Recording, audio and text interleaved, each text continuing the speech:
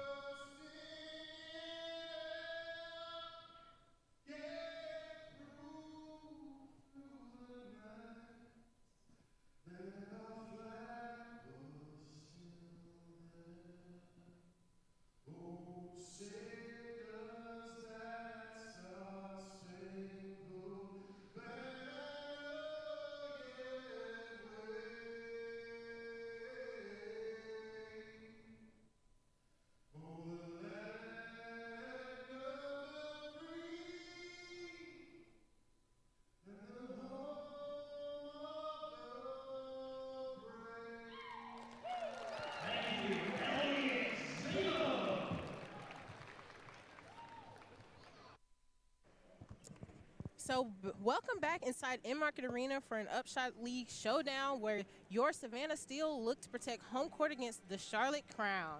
I'm Destiny Hartwell bringing you the call of the game alongside my partner in crime, Alexis Pierce. Alexis, how are you feeling about this matchup?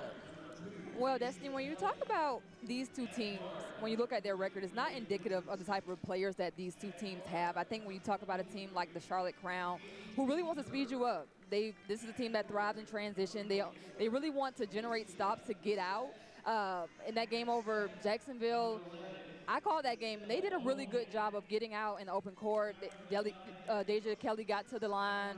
Lily Grissett, she was able to get going a little bit. Also at AD Durr as well. But then you look at a team like the Savannah Steel, who just really hasn't been able to complete late game execution. All of their losses have been decided by 4 points or less. If they can just hone in on late game execution, I think that they'll find some success and get some wins here tonight. I completely agree. I think when you look at the Savannah Steel, like you mentioned, the late game execution has been a big issue for that team, right? So third quarters tend to be the quarters where they kind of come out of the locker room and they can seem kind of lackadaisical in a sense, not just having as much aggressiveness as they did in that first half. And so when they played Greensboro at home in their home opener, and they won that home opener, the third quarter, they looked like a completely different team. I mean, they played hard from tip-off all the way to 0-0 on the clock in the fourth quarter. And so definitely in that Jacksonville game after that, they kind of tripped themselves up again in that third quarter. So I think that's going to be something we're going to have to really pay attention to for the Savannah Steel tonight. Yeah, I mean, they were up 13 points and Jacksonville cut that lead, and they ultimately ended up losing. But just stringing together entire 40 minutes of play, and then what's really going to be a killer for Savannah today is, and we'll talk about this a little bit later in the broadcast, but Z Spearman and Carissa Richardson would not be suiting up tonight. So that's going to hurt them in the interior, which I think that Charlotte should be able to exploit them there. But hopefully Savannah can find their rhythm again here tonight. Absolutely, I completely agree. I do want to speak about the Charlotte Crown's new addition they have to this team, Michelle Onya. I mean, she's so tough. I mean, she played her first game with the Charlotte Crown on Monday, and I mean, she just played awesome. Tell me about that. Yeah, 11 points. What was it? 10 points, I think 10 points, 10 rebounds, double-double. Obviously, she's had some really great success overseas. She's played for Basket Namor. She had a training camp contract with the New York Liberty this year. So she's been really successful. And then obviously, as we talked about in that game against Jacksonville, she was phenomenal, double-double, and really brought a spark off the bench. And I think that's just something that they'll need moving forward.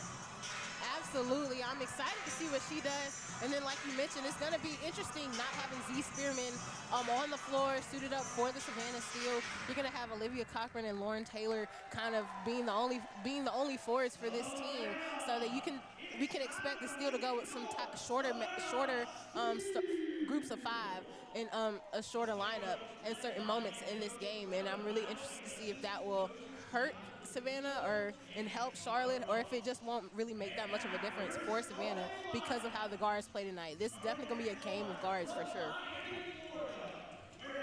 We're listening to the starting 5 for the Savannah Steel. The starting 5 for the Savannah Steel is going to be guard Sydney Shaw, guard Megan McConnell, guard Laisha Petrie, who is the team's leading scorer right now with 84 points on the season so far. And then you have forward Olivia Cochran, and then forward Lauren Taylor as well. This is going to be an interesting group right here. Lauren Taylor also got the start in the Sunday night game against Jacksonville, and that was a really interesting start for her. She played really well overall. And Olivia Cochran has just been a beast since the beginning of this season opened up for them in Greensboro, and she's been in her starting position. So, I mean, this is nothing new for them. They'll be able to play well. They practiced all week, and so the energy is there. I'm just interested to see how they start this game out. Are they going to be locked in? Are they going to start aggressive? Are they going to start fast? Or what is the Savannah Steel how are they going to start out tonight?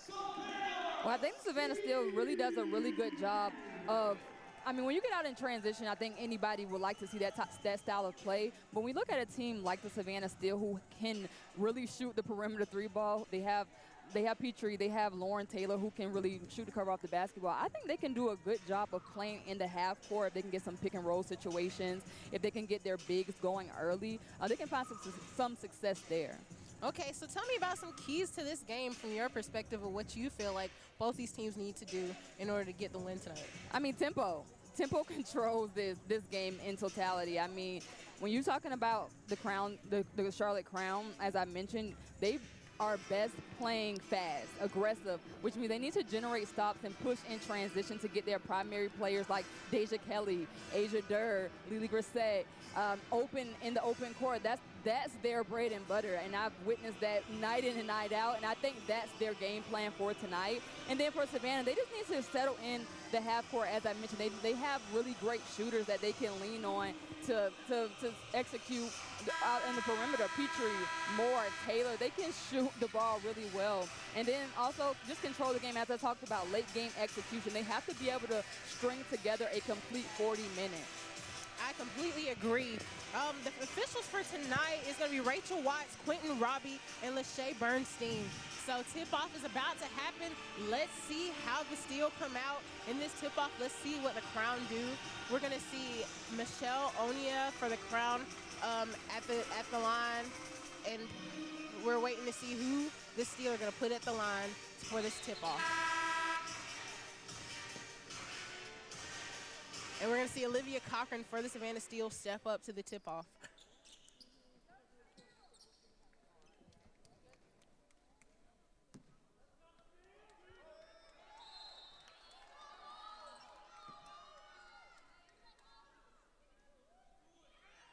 And this game is underway. Well, almost underway. We're going to re-jump the ball.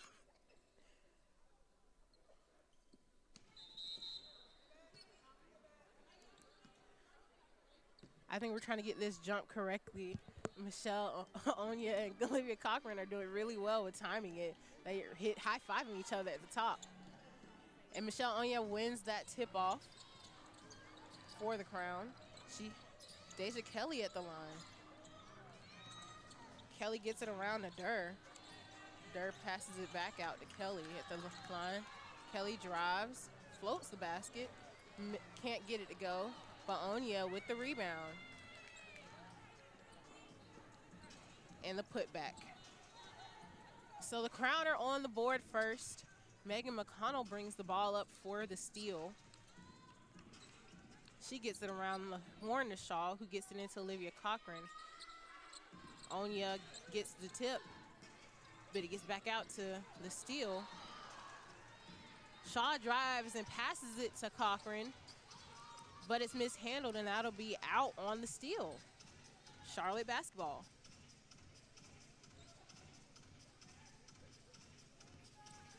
Kelly bringing the ball up the floor for the Crown. She gets it over to Lily Grizit.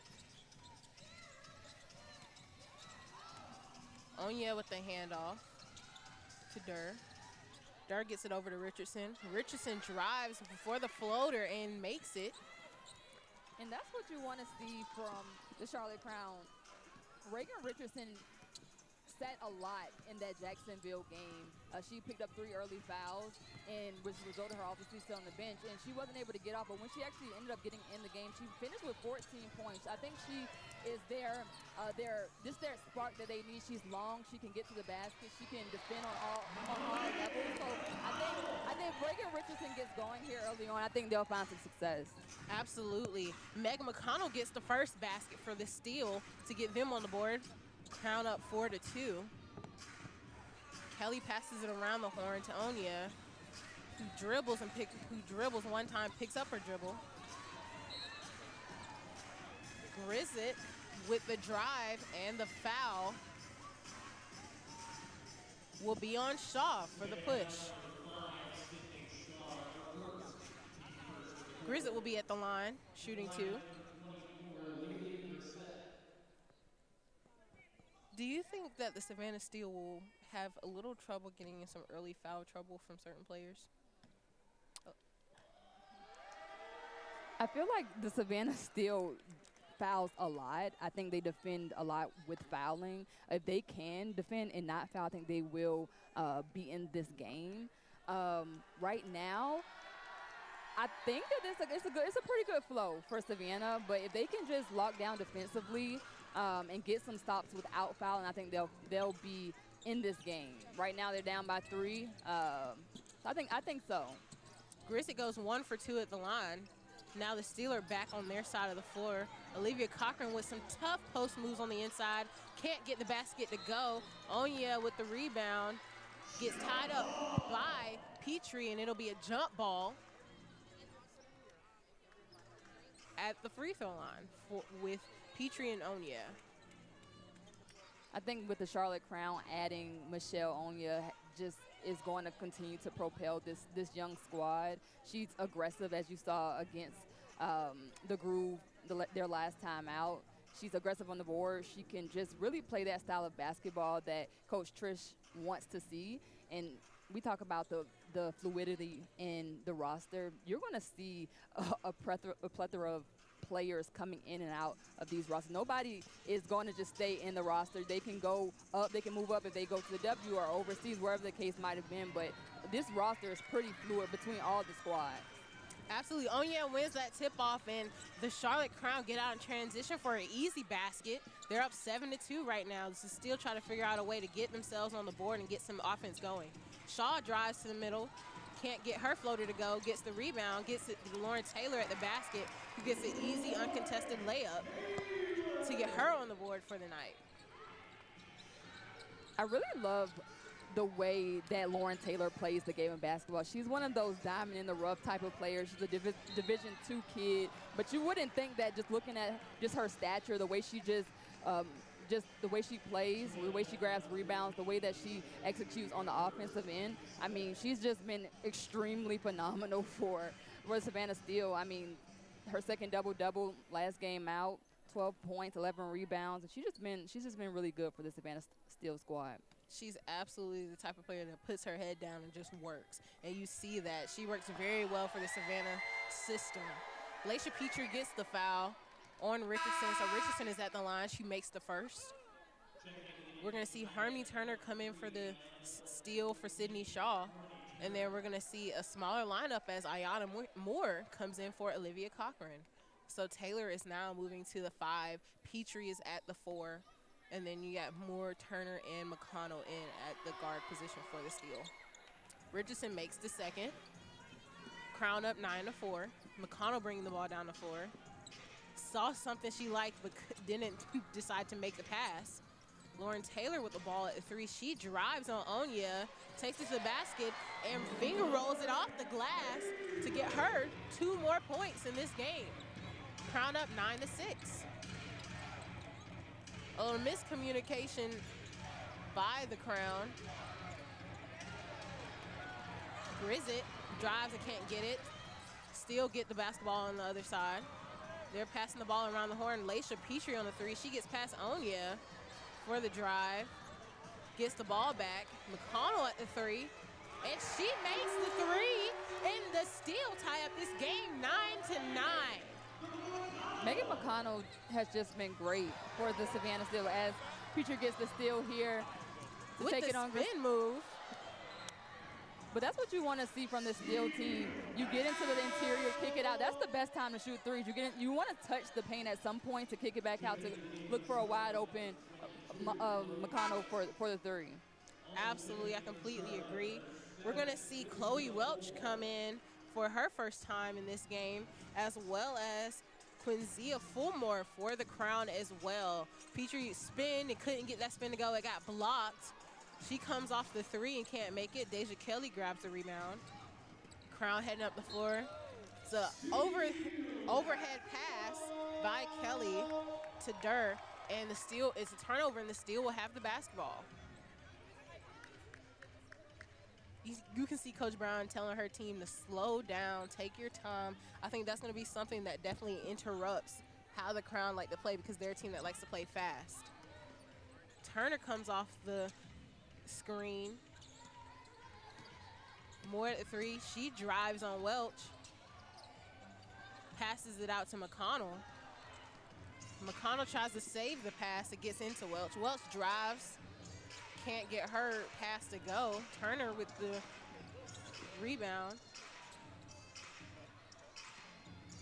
Moore is driving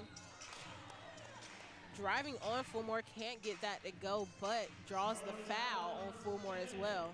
And we're gonna see Ayana Moore shooting free throws, the first free throws of this game for the Steel. I mean, if the Steel want to be successful, they're going to have to get to the free throw line, get something going towards the basket. Yes, Megan McConnell shot a 3, and that's what they're good at as well. But if you want to get this Charlotte Crown team in foul trouble, go at them, get to the free throw line, get something going downhill.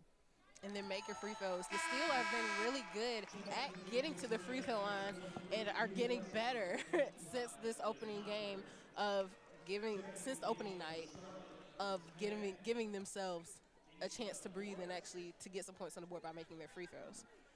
Moore makes her first one. Steel have the first lead of this game, 5:31 left to play in the first quarter.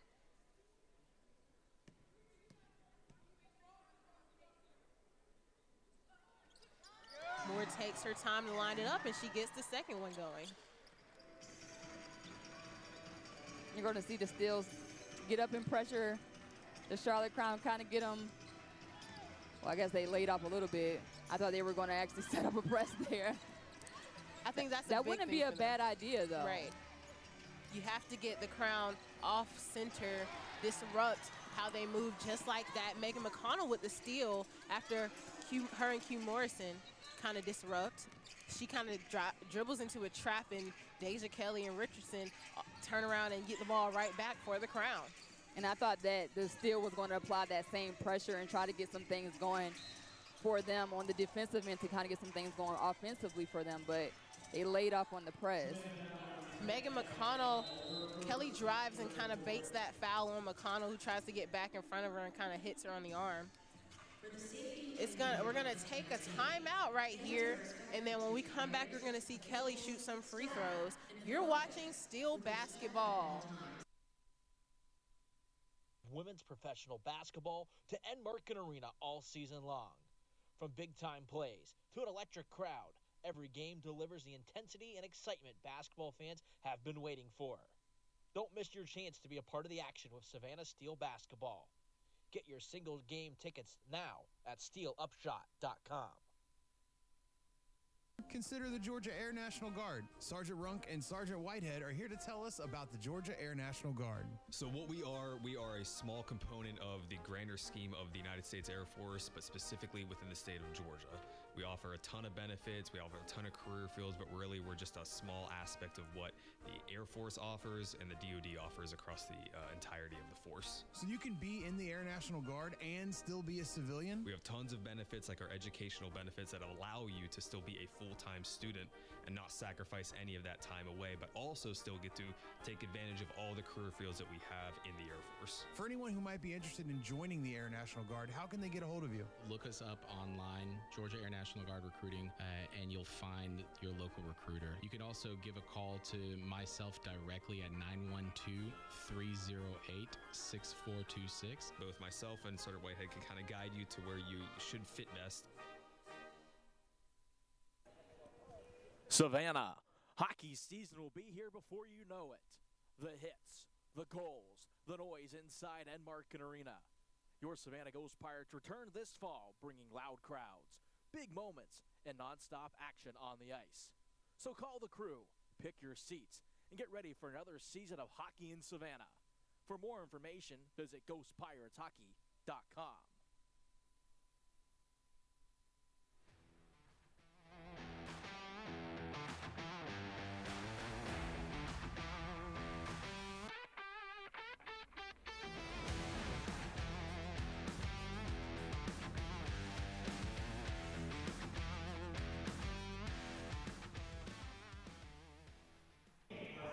Welcome back to Savannah Steel basketball, where the Savannah Steel lead the Charlotte Crown 11-9 with 4:57 left to play in this quarter. Alexis, how did you feel about just those first few minutes of play from the Steel and from the Crown? Yeah, I feel as if, I'm looking at the box score right now. The Steel has forced Charlotte to 7 second chance shots. They're getting majority of their points from second chance opportunities, meaning they're crashing the glass as they should, resulting in this 11-point lead right now. And as for Charlotte, I think they're doing a really good job of getting to the free throw line. That's where they find a lot of success. That's what I saw against that Jacksonville game in the debut of the UPSHOT League. Deja Kelly went to the line a ton that game, so seeing her back here now is not something that's surprising for me. So if they can continue to get to the line and find some success from the charity stripe, I think they'll get going in this game and kind of cut this lead a little bit, which they have. They tied it up now. Absolutely. Kelly makes both free throws to tie this matchup up, 11-all. McConnell bringing the ball down the floor. Hugh Morrison coming off the screen, gets into Olivia Cochran with a tough move, and she makes her first points of this game after a tough basket on Fulmore. I would like to see the Savannah Steel utilize Cochran a little bit more, considering Charlotte is going with a smaller lineup. I think she'll do damage offensively and defensively as well. Cochran with the steal gets to the Q Morrison, who's booming up the floor and has an open lane but can't finish the layup. Welch on the other side keeps Cochran at bay to get her first points in this game, and the game is now still tied up 13-all. I know Q Morrison wish she can get that layup back. Q Morrison has always seemed to move, her feet move faster than her body, hands do 100%. sometimes. Oh, so she definitely, but she's the type of player that gets it back by getting her get back on defense as well to redeem herself. Cochran with the floater on the baseline, and it's good. You thought you would see some letdown a little bit with Carissa Richardson and Z Spearman not suited up for the steal, but Cochran is handling her own down there in the low post area. Absolutely. And the Crown just keep it going, keep pushing themselves to tie this game up once more. The fourth tie of this game, 15-all. Harmony Turner on the inside with a post, trying to get a quick move on Kelly and can't get it to go. Kelly with some good defense to get the ball back. Welch on the drive. She pulls up at the elbow. Can't get it to go. McConnell with the rebound. McConnell slowing the ball up, bringing it out. She didn't have any numbers for the steal. McConnell driving to the basket, kicks it out to Moore at the 3. Moore can't get it to go. Turner with the rebound. She takes her time getting to the layup and can't get it to go as well. Cochran trying to corral it and can't, but the ball will stay with the Steel after it falls out of bounds. And you talk about just those second chance opportunities. Granted, they couldn't execute there, but still having the opportunity to execute offensively, they do. Charlotte has to do a better job of boxing out. Absolutely. You'll see more Petrie and Shaw come in for this steal as Morrison, McConnell, and Cochran go to take a seat. I think Coach Trish brought in Michelle. Like, hey, we got to get some bodies and get some rebounds. Absolutely. I mean, we saw the Steel are leading 7-2 on second chance points, like you mentioned earlier. So the Crown definitely need to get something going and stop the Steel from getting these offensive rebounds. Turner at the three. She drives on Dirk, can't get it to go, but draws the foul. And so we'll see Harmony Turner at the line for her first chance of free throws for the night.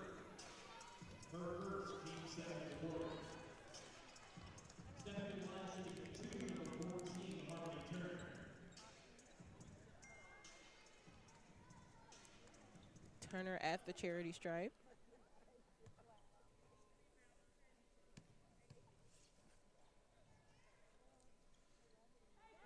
Her first goes, and Harmony Turner is about an 89%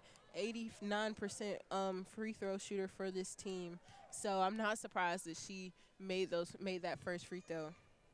I think Harmony Turner just needs to get going offensively. She didn't really have a really great game last game neither, but she's been able to score double figures 3 times this season, 17 points against the Groove. So if they can get her going, I think that the Steel could definitely find some success with her. Absolutely. Michelle Onya trying to kind of move her team. She turns around and gets the easy basket on Shaw. That's a mismatch that they're going to try to get a lot of because the Crown like to move. There is a lot of motion that goes on with them. Harmony Turner splits the defense and gets the foul on Durr. Durr just picked up 2 quick fouls. Yeah. Quick fouls. Yes, Durr, you can see her kind of grabbing Turner's arm when Turner tried to split between her and Onya. That hurts a little bit for if you're the Charlotte Crown.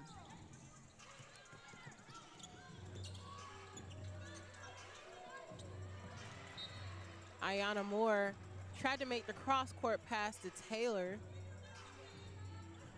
Fortunately for the Steel, the ball is knocked out of bounds by the Crown, so they'll get the ball under the basket.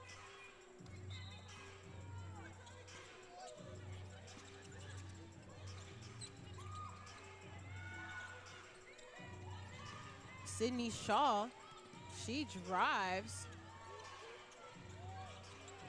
with the step through and gets her basket to go on Ebony Walker. That was tough. She kept her pivot foot down and went up and under and got the basket to go.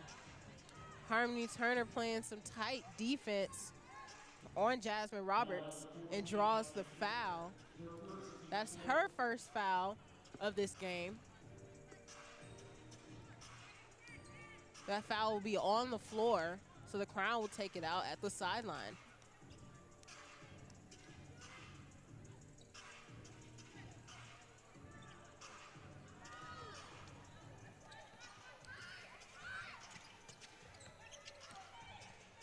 There's a lot of switching going on for the Savannah Steel defensively when it comes to the Crown setting some of those pick and roll situations or those pick and pop situations. And then we just saw Onya try to take the elbow shot, and she didn't make it.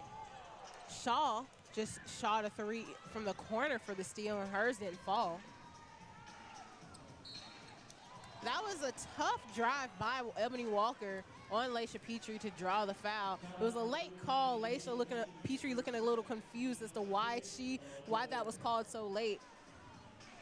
But we'll see Walker at the line for the Charlotte Crown. I might have to agree with that one. I don't necessarily agree with the call, but to Charlotte's defense, that's what they want to do. They want to get out in transition. They want to get to the free throw line, which they've already been a ton in this first quarter. Walker is a 50% free throw shooter for this team. And there goes that first 50. She makes the first. We're going to see Eric Cologne make her first appearance in this game for Petrie. We see Coach Brown talking to the referee a little bit, trying to see what that call was for. And Ebony Walker so far tonight is actually 100% from the line as she makes her second. Ayanna Moore bringing the ball across the midcourt stripe. Gets to Harmony Turner. Turner driving and turning. Gets it into Lauren Taylor, who tries to make a move, but Ebony Walker stood tough. Harmony Turner with the three in the corner, but can't get hers to fall. There's a foul called. That foul will be on Anya. It'll be her first foul on Ayanna Moore, and the Steel will take the ball out on the sideline. The Steel, again, just doing a really good job of crashing the offensive board. We're going to see Grizzick come in for Walker for the Crown. Cochran coming in for Cologne for the Steel. Again, the Steelers taking the ball out on the sideline. It's about a minute left to play in this first quarter. Game all tied up, 19 all. Turner with the spin and the dribble to kick to Shaw. To Moore, at the three. Can't get it to go, but Moore grabs her rebound. Turner with the pump fake and the drive to Cochran, who pump fakes it up. Passes to Lauren Taylor, but Onya with some good tight defense, and she gets the block. And you love to see the patience by Cochran, but I think she could have just went right up and went for the layup for that one. Onya misses the first layup, but gets her rebound and makes the second. I actually think Cochran didn't mean to pass it. I think she kind of just mishandled the ball a little bit, and Taylor picked it up. But, I mean, either way, still keep the ball right there. Onya makes her second basket. Crown up 21-19, 15 seconds to go in this quarter. Turner trying to make the pass into Taylor, but can't get it to go. Crown steal that basketball. Harmony Turner playing some tight defense, trying to get the ball back. Onya gets across midcourt. Durr pulls up for the three. Doesn't get it to go. And the Crown, after the first quarter, are leading 21-19. We're going to take a quick break right here, and when we get back, we'll be talking about how that first quarter was and what we think the Steel needs to do to stay in this game. You're watching Savannah Steel basketball. Savannah, the Steel are bringing the power of women's professional basketball to Enmarket Arena all season long. From big-time plays to an electric crowd, every game delivers the intensity and excitement basketball fans have been waiting for. Don't miss your chance to be a part of the action with Savannah Steel basketball. Get your single game tickets now at steelupshot.com.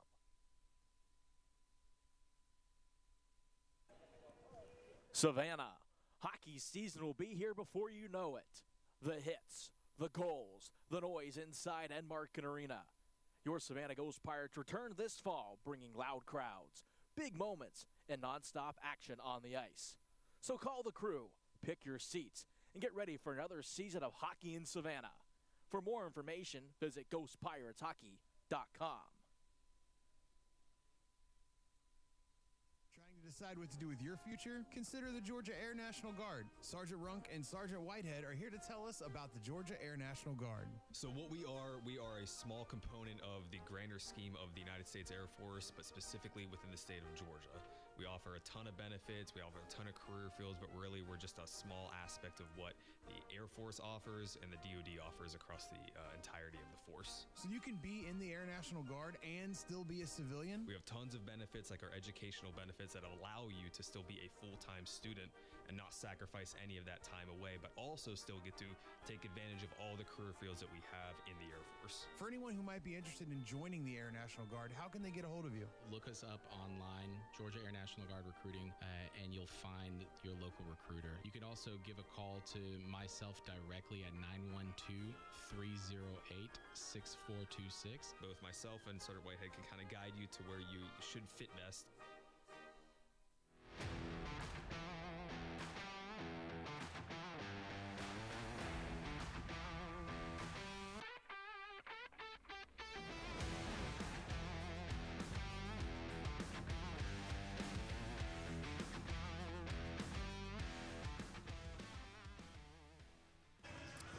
Welcome back to Savannah Steel basketball, where the Charlotte Crown are leading the Savannah Steel 21-19. We're about to get this second quarter underway, but real quick, Alexis, what did you see in that first quarter, and what do you think the Steel need to do to kind of stay in this game? Well, I saw a lot of free throws by the Charlotte Crown. They're 7 for 8 from the charity stripe, and I think they're just doing a really good job of putting their head down and getting to the basket and converting into some foul calls and really putting some pressure on the refs.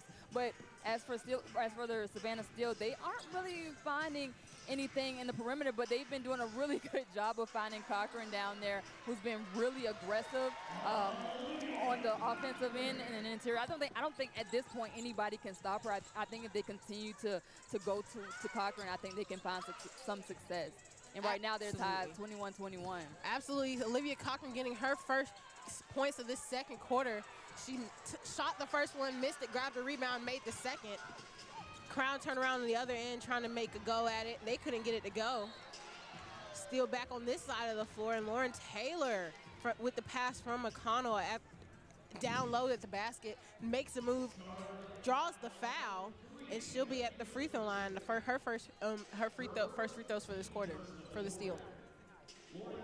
Yeah, again, the Savannah Steel just utilizing their bigs to exploit Charlotte. I don't think they've been able to really defend them down low. They don't have the height at this point, except when Michelle Onya is in the game, and she can't play the entire game, so somebody else needs to step up, next man up mentality, and get some stops for the Charlotte Crown. Taylor makes the first, misses the second.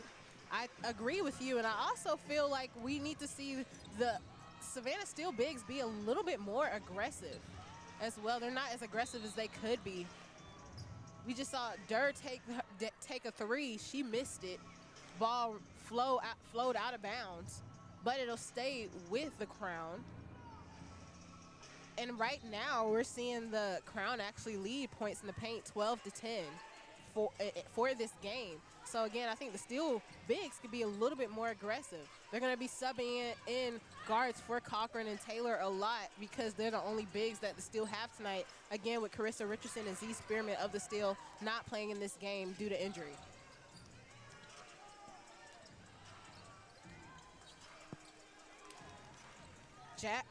Reagan Richardson with the drive and the pump fake. She gets hers to go. The Crown up 23-22.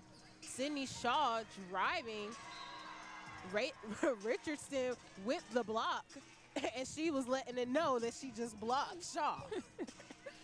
Reagan Richardson averaged at least a block a game. She, like I said, her length and her versatility on the defensive end definitely pays dividends for the Charlotte Crown team when it comes to just that height and that type of defense that Coach Trish says she wants to play. She wants to play fast. She wants to get blocked. She wants to really utilize her length of her players to really be successful on the defensive end. Absolutely. That's a shot clock violation for the Steel. Crown can't kind of corral that ball in transition, and it'll be Steel basketball heading the other way. And, I mean, you're absolutely right. Head coach Trisha loves to play fast. I mean, she's a former WNBA player at that and a collegiate coach. And, I mean, in her pedigree, there's Duke, there's UNC, and there's North Carolina Central. And we just talked about how Coach Trish just likes a competitive and talent-driven system. So we expected her to rely heavily on her high major guards in this game. And, I mean, we're seeing that very well. We're going to see Laisha Petrie and Ayanna Moore come in for the Steel for Olivia Cochran and Sydney Shaw.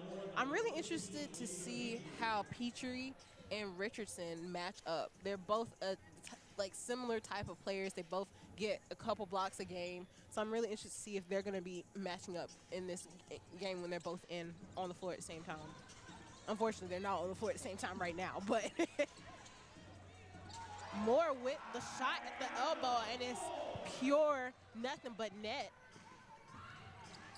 Still lead 24-23. Kelly with the quick, easy pass into Grizzett, who gets it over to McDowell, who passes it out to Durr, who shot the three and missed it. Deja Kelly with the rebound and pulled the trigger herself, misses that. Durr with the rebound, drives and kicks it out to Kelly again. Kelly drives and gets it over to McDowell for the easy deuce. He snuck in behind the Savannah Steel defense right there. And you hate to see that for the Savannah Steel, who forced the Charlotte Crown really deep into the shot clock and then had obviously some defensive letdown there. When you play some really good defense and it doesn't result in a defensive stop, as a player, as a former player, that really hurts you as a team. You need to see that. We're going to hopefully see the Steel communicate more. I mean, another shot clock, another forced shot up by the Steel because they utilize the shot clock too much. I mean, all the way down to the last minute to not get a high percentage shot that they wanted. And even in that possession, Lauren Taylor had the ball at the elbow, and Ayanna Moore was behind her wide open at the three-point line. And she's clapping, but with everything going on, Taylor can't hear her. So there needs to be a little bit more communication by the Steel, because that could have been an wide open shot for the Steel earlier in the shot clock rather than forcing up a shot late in that shot clock right there. Durr bringing the ball down the floor. She gets it over to Grizzett, who passes it out to Kelly, who took the shot. Taylor with the rebound. Still looking to kind of get out and transition. Lauren Taylor runs the floor.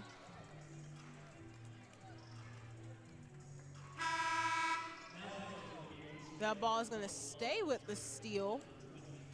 Ariel Clone and Q Morrison coming in for the Steel. Onya coming in for the Crown.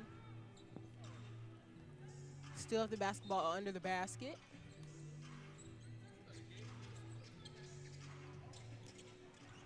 McConnell gets it into Moore on a three, who drives on Walker.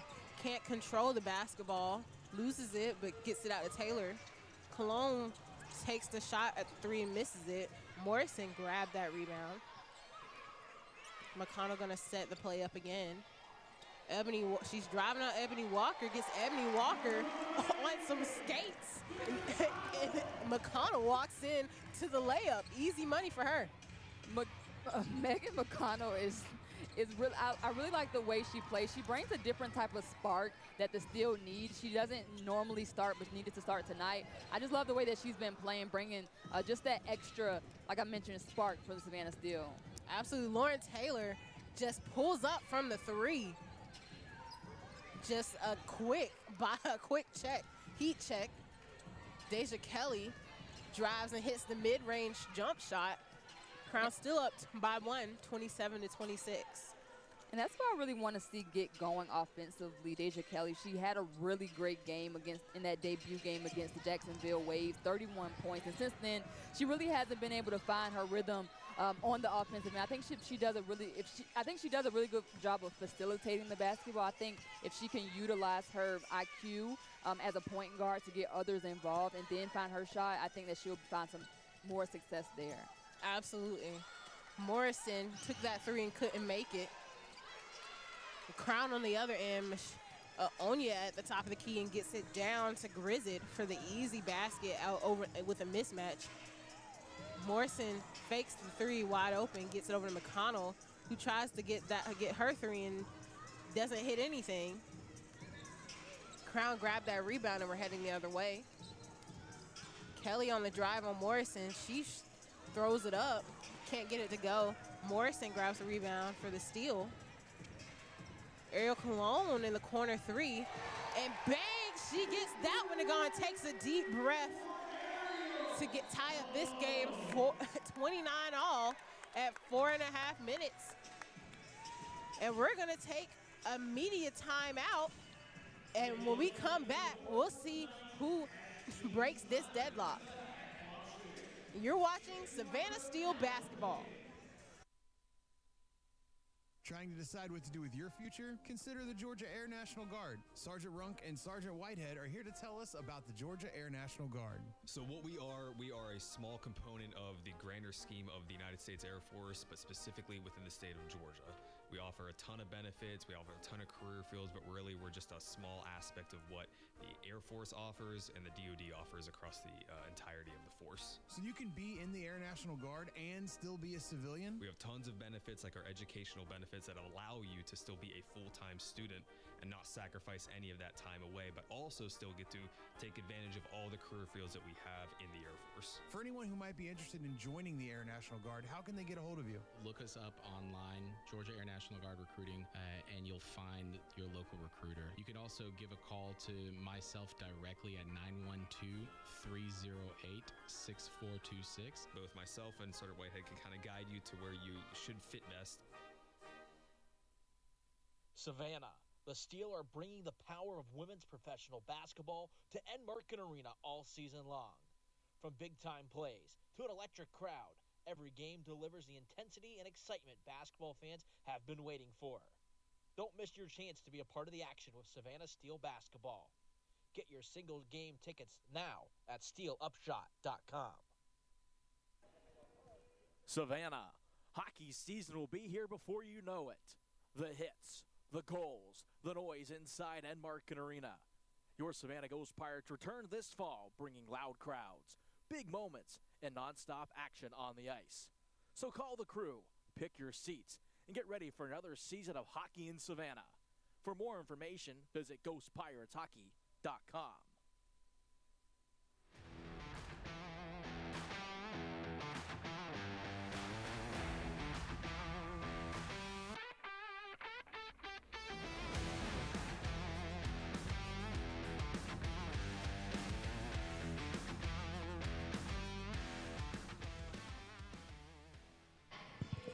Welcome back to the hostess city with the mostest city, the 912. Welcome back to Enmarket Arena, home of the Savannah Steel, where this game against the Savannah Steel and the Charlotte Crown is all tied up 29-29. 4:21 left to play in this second quarter. I mean, this has been a very interesting game. I feel like it's been a little slow from both sides, but I mean, both sides are still driving to the basket, getting to the free throw line. I mean, like you said, the Crown are 7 for 8 at the free throw line right now. The Steel 5 for 6. So what else are you seeing besides free throws for these teams? As I mentioned before, Destiny, the second chance opportunities that the Savannah Steel is getting, 13 points off their second chance opportunities. Just really been, Savannah Steel has just really been doing a good job of getting to and crashing the glass. Like you mentioned, though, Destiny, I think both of these teams scouted and said, hey, we gotta slow this team down. And Savannah Steel said, we have to slow the Charlotte Crown down. And I think that's the type of the game that both of these teams are playing, a more slowed down, methodical, not getting out in transition as both teams normally do. And it's actually working for both of them, actually. I think in that instance, it didn't necessarily work for the Crown. They ended up getting a low percentage shot they probably didn't want. Deja Kelly being forced to kind of throw up anything as the shot clock went out. And then the Steel on the other end just get the easy screen and roll shot for Cochran, who gets her easy lay to put the Steel up 31-29. Ball goes out of bounds on the Savannah Steel, so it'll stay in Charlotte's possession. Harmony Turner checking in for Megan McConnell. And we're going to see Chloe Welch for the Crown take the ball out under the basket.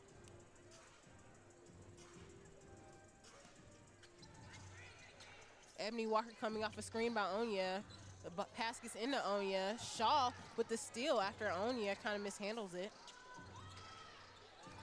Deja Lawrence in the game, and she kind of corrals it, takes up the shot, can't get it to go.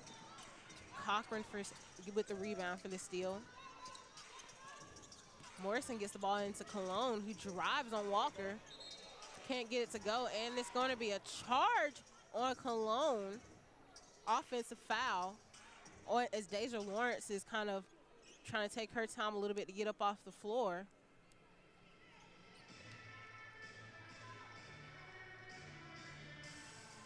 She's going to take a breather.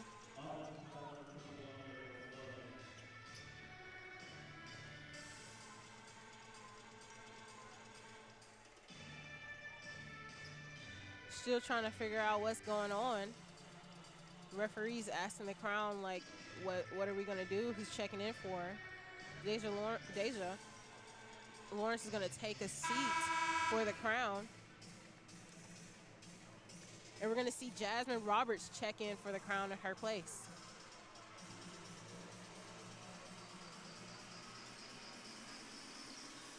This game is 3 minutes left in the second quarter.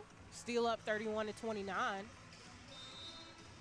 As the crown bring the ball in play. And we're seeing Deja Kelly bring the ball up the floor and Key Morrison playing defense on her. Deja Kelly backs down Morrison and goes off the screen for Walker. Onya with the ball at the top of the key, and she passes it out to Roberts, but Roberts can't control the ball. The referee's going to say it's out on the crown, but Roberts is saying there was a touch, and Kelly's saying there was a deflection.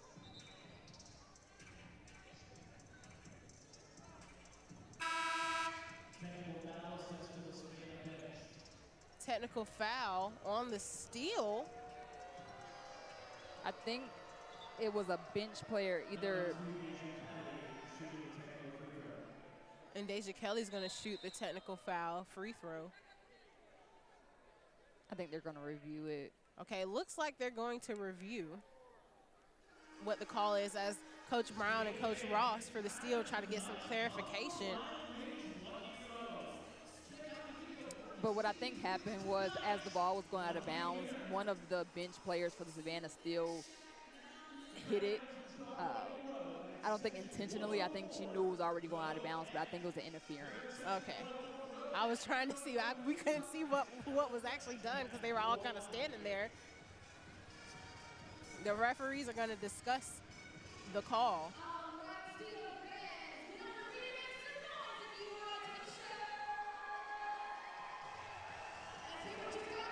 I don't know if you've gotten a T-shirt yet, but I mean, these T-shirts are kind of nice. I have to get me one. I need to get a jersey like this. The Loco's got one. I like that. And the hat he got on his belt loop. I mean, but they're nice quality T-shirts. As they throw them all out, you saw that one kind of open up as he tried to toss it. But leave it up to Coach Tricia Stafford Odom. She said that they have the best colors. The Charlotte Crown. It's very interesting how the names that they come up with, right? The Jacksonville Waves, I mean, that's the beach. The Charlotte Crown, which is really nice. The Queen City. So right, the Queen sense. City. I love Purple it. is the color of royalty. I get it. I like the play on words for it. I mean, the Savannah Steel with the railroads and the shipyards and everything. And then the Greensboro Groove. They like Greensboro. They like to dance. I mean, yeah, exactly. It really works. I mean, the teams and names they come up with have been really nice. We're going to take a quick break, and when we come back, we're going to get some clarification on that foul, that call, and then we'll see this matchup continue. You're watching Steel basketball. Savannah, the Steel are bringing the power of women's professional basketball to Enmarket Arena all season long. From big-time plays to an electric crowd, every game delivers the intensity and excitement basketball fans have been waiting for. Don't miss your chance to be a part of the action with Savannah Steel basketball. Get your single game tickets now at steelupshot.com. Savannah, hockey season will be here before you know it. The hits, the goals, the noise inside Enmarket Arena. Your Savannah Ghost Pirates return this fall, bringing loud crowds, big moments, and nonstop action on the ice. So call the crew, pick your seats, and get ready for another season of hockey in Savannah. For more information, visit ghostpirateshockey.com. And we're back. I don't know what just happened. And we're back to Savannah Steel basketball, where the Savannah Steel lead 31-29. So we're seeing Kelly still walking to the charity stripe. She's going to take that technical free throw. So there was a little interference with the basketball going out of bounds right there, and that's why she got that. She makes that free throw, and the Crown get the ball back on the sideline.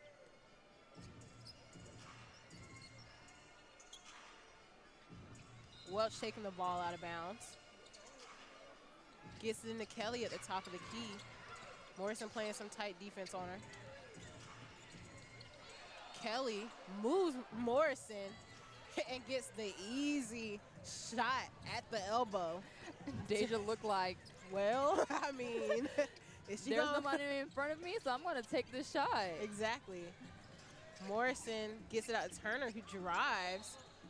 Can't get her shot to go, but she will draw the foul. That foul will be on Jasmine Roberts of the Crown.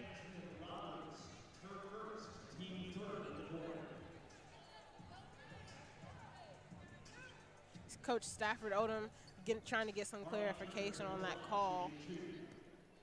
Turner shooting. So far, she's 2 for 2 from the line. Make that 3 for 3 as she cashes in on the first.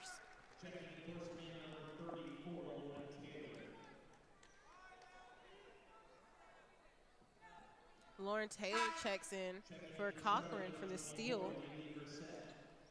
And we're going to see Grissett check in for Walker for the Crown. There's been a lot of substitutions in this game. Absolutely. Turner makes her the second one. 4 for 4 from the line so far.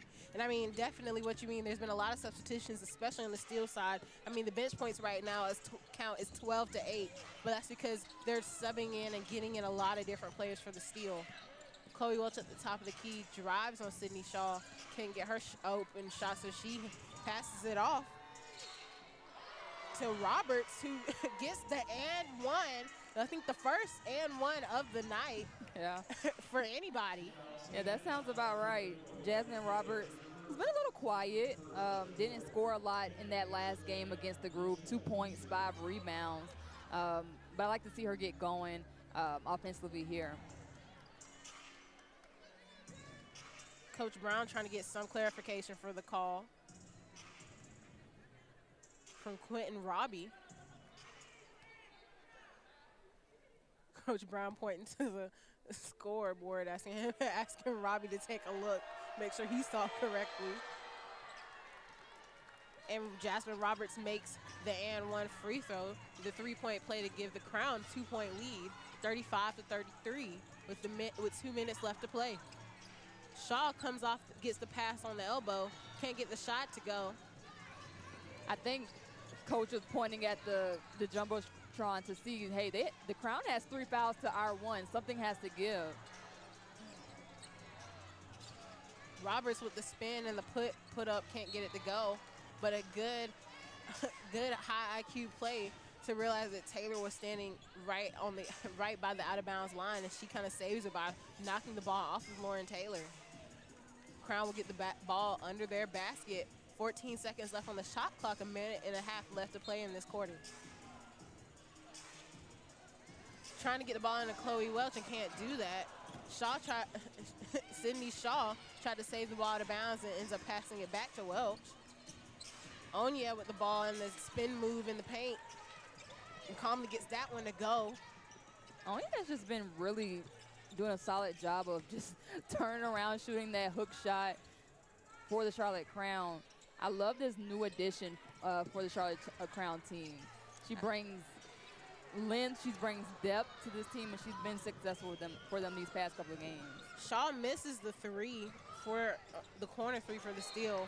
Makes a big defensive play to fight back so that the Crown don't turn around and get a corner 3 opportunity as well.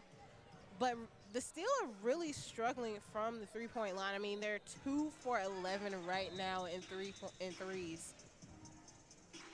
And that's not necessarily like this team. Their guards, they shoot a lot of threes, and they tend to usually make them. We need to see Laisha Petrie going. She leads this team in 3-point percentage and 3-point makes as well. To your point, that was kind of one of my keys to the game, that they can really exploit the Charlotte Crown on the perimeter. But they can shoot the ball, but they just haven't really found success from behind the perimeter. Right. Quinzia Fulmore with the spin move to try to get the basket and can't get it to go. Laisha Petrie with the block on her. Harmony Turner with a tough take to the basket. Moves Chloe Welch out her way but can't get her layup to fall. Deja Kelly and Q Morrison dancing on the perimeter in ISO. Deja Kelly taking Morrison, pulls up for the floater and makes it, and she's saying count the basket. She knows it's good. That's where Deja Kelly going to find her money every time in that mid-range jump shot. She's been doing it since UNC in Oregon. That's just where her bread and butter is. I think it's going to be a fun matchup to watch her and Morrison all night long. Two really good point guards. I mean, Turner with the behind-the-back pass can't get the good pass. Shaw can't get the pass to go, get into Taylor. Kelly in transition and gets the basket to go. She's pointing to the cameras like, yeah, I know it's good. And she just gives the Crown a 41-33 lead at the half. I mean, just talk more about Kelly. Tell me a little bit more about just what she is, who she is as a player. I mean, we see her just playing so calm and really demanding this floor and commanding it. Yeah, I mean, Deja Kelly is just a flat-out scorer. She can facilitate. Her IQ is beyond her age right now as a young professional, but she can completely fill up the basket. I mean, right now she's just been really good on the offensive end and really bringing this Charlotte Crown team going. I mean, here it is, 41-33 going into the second half. She just went on a 4-on-1 by herself. Yes, we'll talk more about Deja Kelly, get a little bit of her stat line as she just leads her team in this 41-33 win so far. When we come back, we'll hear more about her and just talk about what the Steel need to do to kind of get themselves back in this game. You're watching Savannah Steel basketball, and we'll be right back. Future, consider the Georgia Air National Guard. Sergeant Runk and Sergeant Whitehead are here to tell us about the Georgia Air National Guard. So what we are a small component of the grander scheme of the United States Air Force, but specifically within the state of Georgia. We offer a ton of benefits, we offer a ton of career fields, but really we're just a small aspect of what the Air Force offers and the DoD offers across the entirety of the force. So you can be in the Air National Guard and still be a civilian? We have tons of benefits, like our educational benefits that allow you to still be a full-time student and not sacrifice any of that time away, but also still get to take advantage of all the career fields that we have in the Air Force. For anyone who might be interested in joining the Air National Guard, how can they get a hold of you? Look us up online, Georgia Air National Guard Recruiting, and you'll find your local recruiter. You can also give a call to myself directly at 912-308-6426. Both myself and Sergeant Whitehead can kind of guide you to where you should fit best. Savannah, hockey season will be here before you know it. The hits, the goals, the noise inside Enmarken Arena. Your Savannah Ghost Pirates return this fall, bringing loud crowds, big moments, and nonstop action on the ice. So call the crew, pick your seats, and get ready for another season of hockey in Savannah. For more information, visit ghostpirateshockey.com. Savannah, the Steel are bringing the power of women's professional basketball to Enmarken Arena all season long. From big-time plays to an electric crowd, every game delivers the intensity and excitement basketball fans have been waiting for. Don't miss your chance to be a part of the action with Savannah Steel basketball. Get your single game tickets now at steelupshot.com.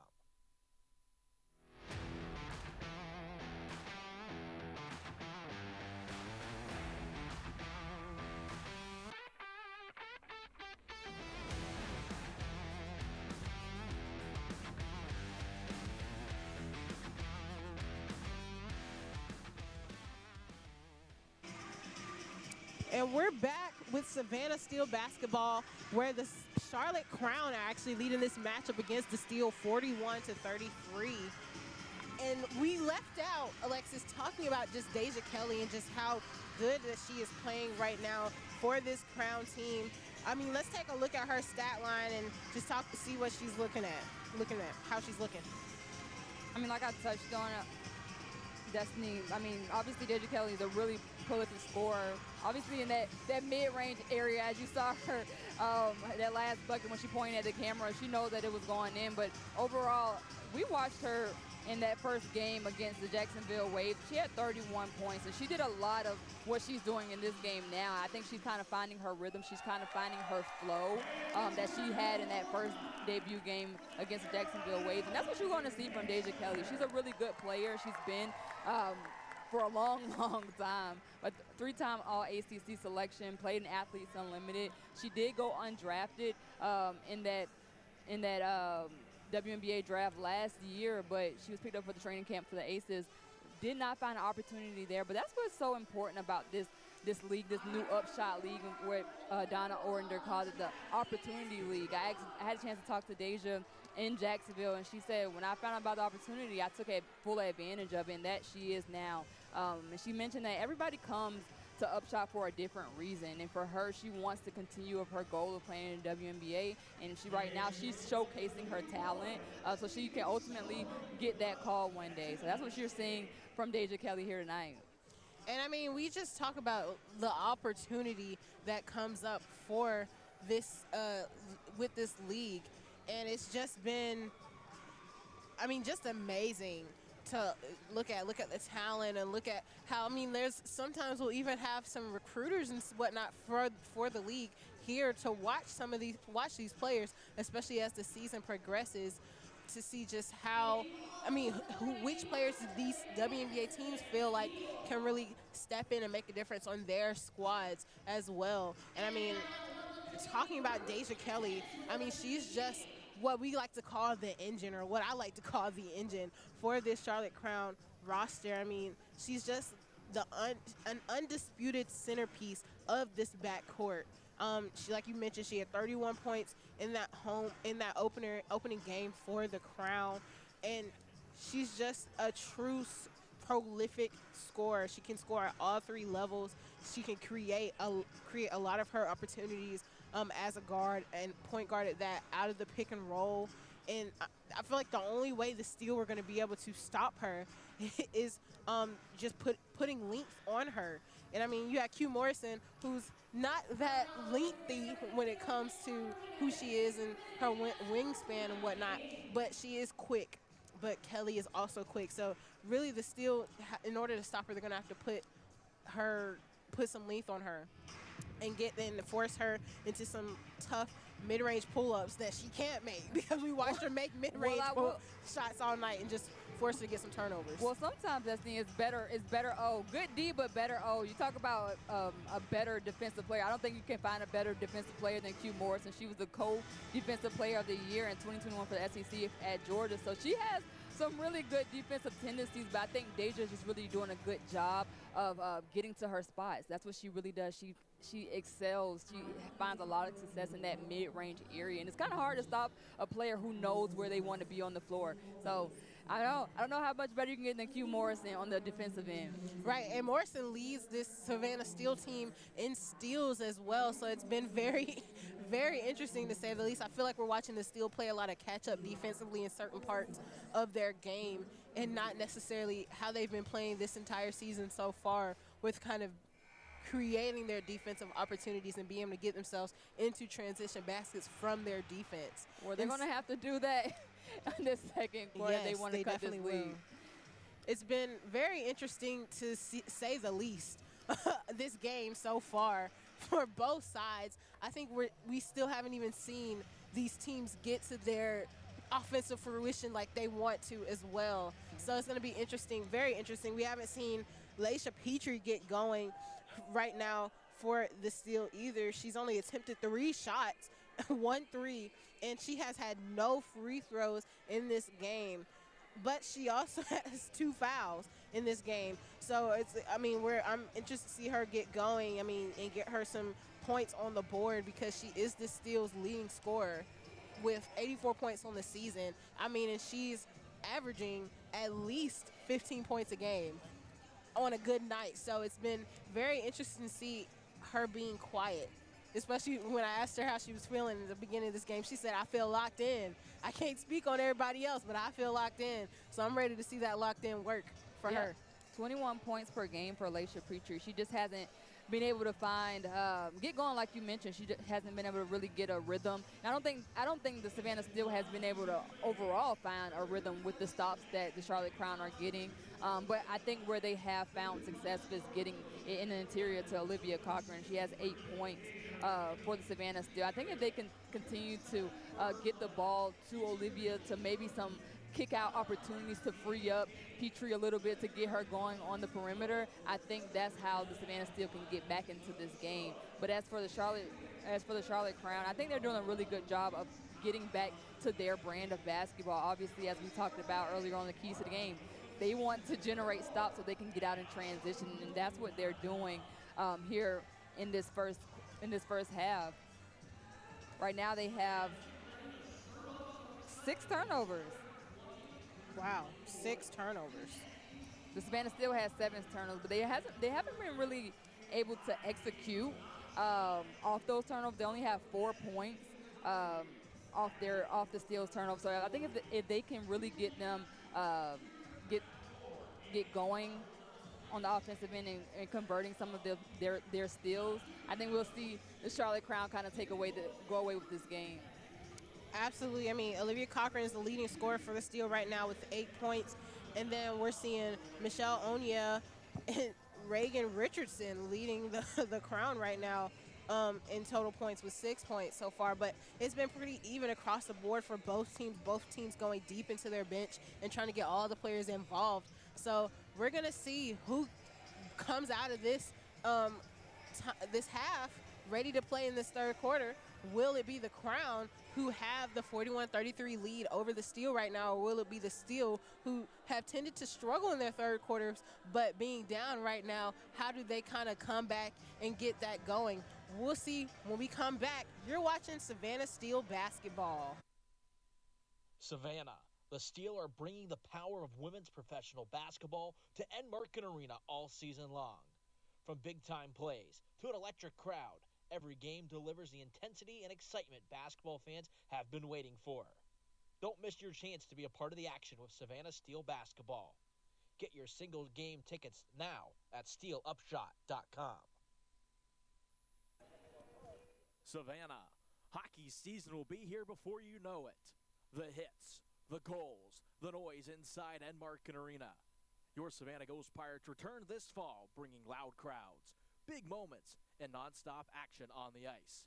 So call the crew, pick your seats, and get ready for another season of hockey in Savannah. For more information, visit GhostPiratesHockey.com.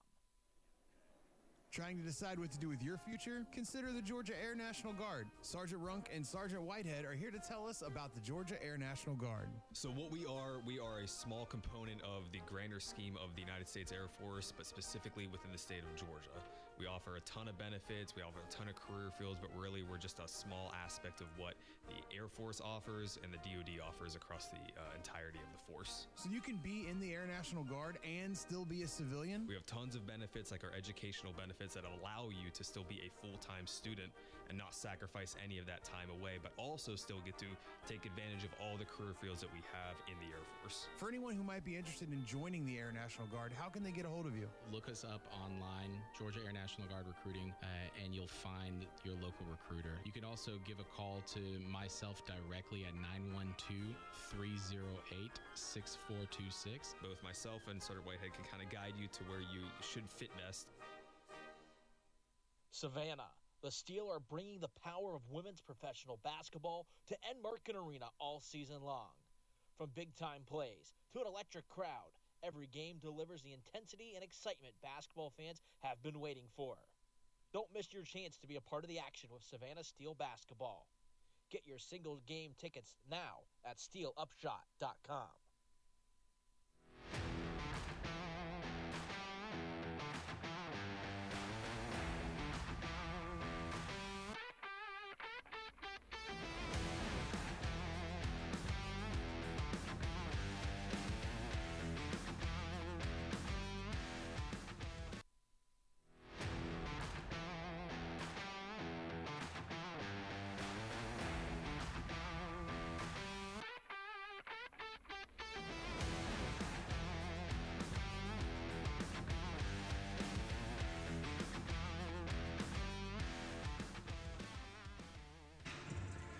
Welcome back. You're watching Savannah Steel basketball, where the Charlotte Crown lead the Savannah Steel 41-33.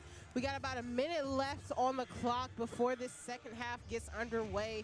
And I mean, Alexis, we just talked so much about how the Crown have been playing behind Deja Kelly and Michelle Onya and Reagan Richardson as well. But the Crown, besides Olivia Cochran, who needs to step up, who can step up for the Savannah Steel team to kind of get themselves going and give the Steel a chance to fight back into this game? I mean, they're only down a few points, but it feels like a lot based on just us watching this game, right? I mean, I think that the Steel can utilize any one of their guards. I mean, you look at a guard like Harmony Turner, you look at a big like Lauren Taylor who can really exploit you in the interior as well as really stretch the floor and shoot some threes. But you can also look at a person like Megan McConnell, who gave them a spark against Jacksonville, who really got some steals, got some putbacks against that Jacksonville Waves team. But they have a lot of players who can really bring them back into this match. We got Ayanna Moore, who can really shoot the three ball. A lot of different players can give some offensive, generate some offensive success for the Savannah Steel team. I think right now it's just a matter of them actually doing it. They kind of look a little out of sorts without Z Spearman out there, without Carissa Richardson. So right now it's just a matter of them putting it all together. I think the second half, I'm pretty sure Coach talked a little bit about, hey, taking care of the basketball, getting back to the free throw line, getting out in transition, knocking down some of those shots. That's how they'll get back into this ball game here in the second half. Absolutely. I think we're going to expect to see Laisha Petrie getting going in the second half. Hopefully we're not going to see a lot of fatigue from Cochran and Taylor, as they've been playing a lot of this whole game, being the only forwards that still have. And then, like you mentioned, Sydney Shaw and Ayanna Moore being two guards that really have made a difference for this Steel team going. And then the Steel pacing and spacing the floor to get some motion, and that just led to an easy layup basket for Laisha Petrie for the Steel to put them on get them on the board first in this second half. And then Onya just being Onya, you know what I'm saying? Just getting it going. I mean, that was a nice pass over to Grissett to get the easy deuce for the Crown as well. Still passing it around the horn. Lauren Taylor driving on Onya. Has to pass it out. Megan McConnell taking the drive to the basket as the shot clock went down. Couldn't get it to go. Onya with the rebound. Crown heading the other way. Deja Kelly gets it over. Gets it ball back. Coach Stafford Odom just talking her team through their offensive options. Richardson with the shot at the three and makes it, get it out the net, as we like to say. She held it down. That was the first three for the Charlotte Crown, surprisingly. Surprisingly, yes. That was the first three for the Charlotte Crown in this game. Sydney Shaw and Olivia Cochran just being very patient with some tight pick and rolls and ball movement to get Cochran lead her to the basket for an easy deuce. Grissett gets the ball and passes it out to Richardson, for the three, who can't get it to fall. The Steel with the rebound. Sydney Shaw with the drive over and gets it over to Lauren Taylor. And Taylor draws the foul on Onya, who was trying to kind of get catch that pass early and kind of fell over onto Taylor for the foul. But I like what this Savannah Steel squad has done early in the second half. They're getting to the basket. Right now they're in the free throw line, but they're just finding easy buckets, freeing up their players. I mean, you freed up Olivia Cochran, freed up Petrie down there. Hopefully that can get – easy baskets are easier than making hard baskets. I mean, if you can find a easy layup, that's the best way to go if you're the Savannah Steel. I think that's where they struggled in the first half. They were finding hard buckets. So I think getting easy baskets, getting to the free throw line is the best way to go for Savannah Steel. Absolutely.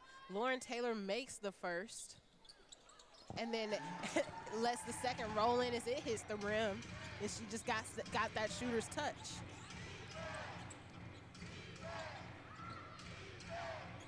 Crown passing it around the horn. Megan McConnell playing defense on Kelly. Kelly trying to dance with McConnell, pulls up, heat check for the three, can't get it to fall. Onya tries to get the rebound, gets the rebound and gets the ball, gets those second chance points as the shot clock strikes 0.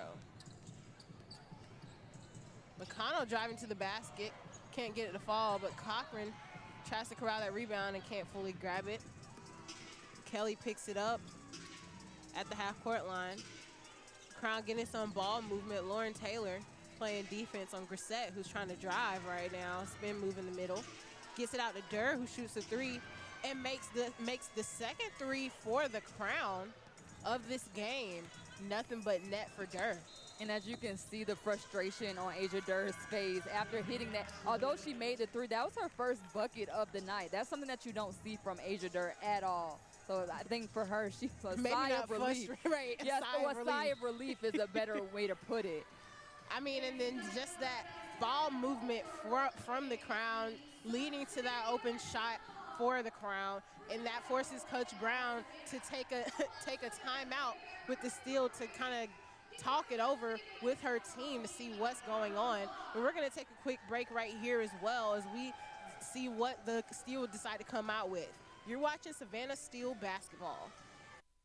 Savannah, the Steel are bringing the power of women's professional basketball to Enmarket Arena all season long. From big-time plays to an electric crowd, every game delivers the intensity and excitement basketball fans have been waiting for. Don't miss your chance to be a part of the action with Savannah Steel basketball. Get your single game tickets now at steelupshot.com. Savannah, hockey season will be here before you know it. The hits, the goals, the noise inside Enmarket Arena. Your Savannah Ghost Pirates return this fall, bringing loud crowds, big moments, and nonstop action on the ice. So call the crew, pick your seats, and get ready for another season of hockey in Savannah. For more information, visit ghostpirateshockey.com. Trying to decide what to do with your future? Consider the Georgia Air National Guard. Sergeant Runk and Sergeant Whitehead are here to tell us about the Georgia Air National Guard. So what we are a small component of the grander scheme of the United States Air Force, but specifically within the state of Georgia. We offer a ton of benefits, we offer a ton of career fields, but really we're just a small aspect of what the Air Force offers and the DoD offers across the entirety of the force. So you can be in the Air National Guard and still be a civilian? We have tons of benefits, like our educational benefits that allow you to still be a full-time student and not sacrifice any of that time away, but also still get to take advantage of all the career fields that we have in the Air Force. For anyone who might be interested in joining the Air National Guard, how can they get a hold of you? Look us up online, Georgia Air National Guard Recruiting, and you'll find your local recruiter. You can also give a call to myself directly at 912-308-6426. Both myself and Sergeant Whitehead can kind of guide you to where you should fit best.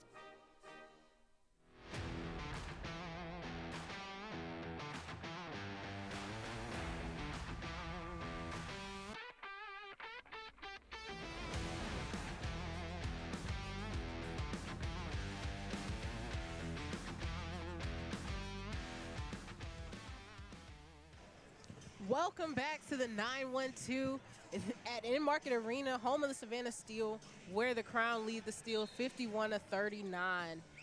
We're watching the Steel bring the ball up down the floor. They're saying there was an issue with the shot clock. And, I mean, this game, I mean, you're not just playing for just because you're playing, right, in this league tonight. I mean, for both these teams, they're looking for their second win of the season, as well as getting some movement in the standings, right, correct? Because the Crown stand at 1-2, 1 win, 2 losses, and the Steel stand at 1 win, 3 losses. So a win would solidify a third place position for either one of these teams right now. The Crown sit in third place, but the Steel with the win could move themselves into third place as well. So there's something on the line for both these teams tonight. That was a three by Durr, who couldn't get it to go. Grissett with the rebound kicks it out with the Kelly, who couldn't get her three to fall. Sydney Shaw in transition Cologne. Petrie takes a three, her first three of the night, and she gets it to go, get it out the net for her as well. We're going to see her get going in this game, hopefully from the three-point line, as she leads the steal in three-point percentage. Just like I talked about with Asia Durr, the sigh of relief. When you're a three-point shooter who just hasn't been able to see the ball go in the basket, that's what you want to see as a shooter. And Lasia Petrie was able to stop that run that Charlotte Crown went on. They were up by 12, their largest lead of the night, and now they got down within 9 now. Cologne gets the foul on Richardson. Her first foul of the night.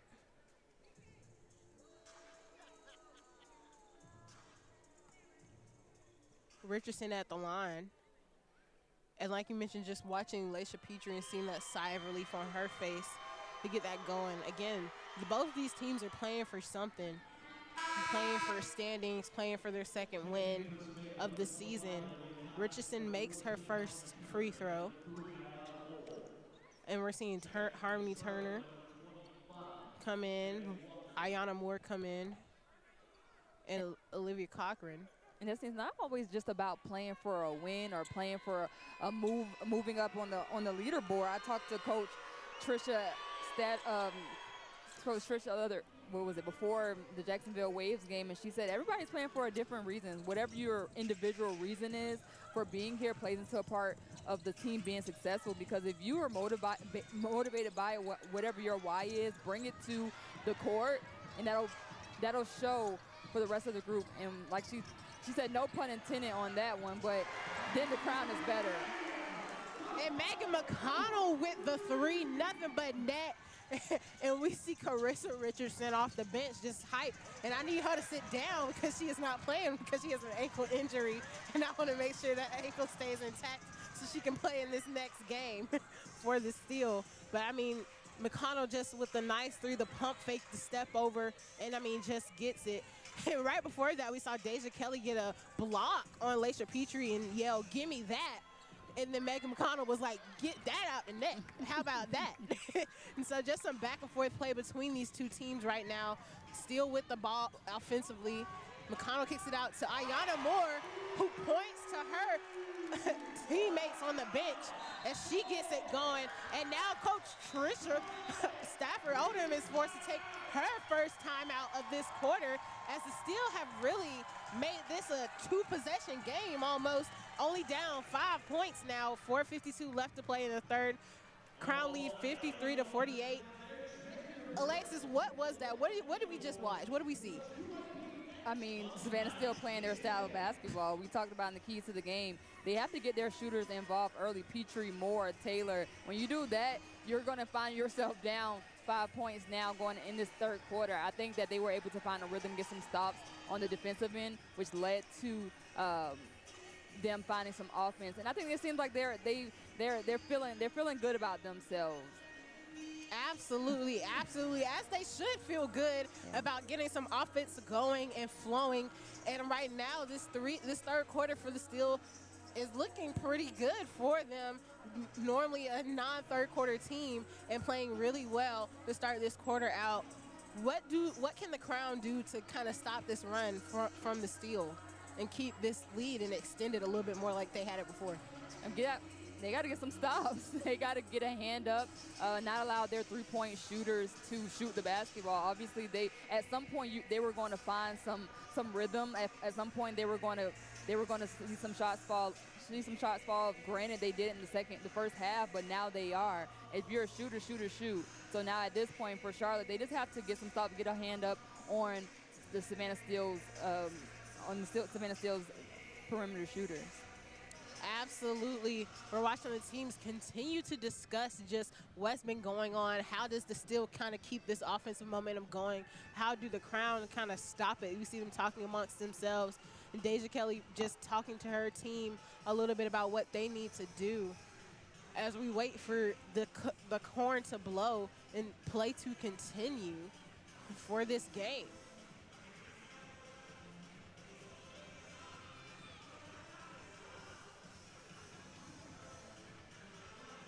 From our angle, we're seeing Coach Brown be very animated, talking to her players, as well as Coach Ross behind her, just further explaining what their team needs to do.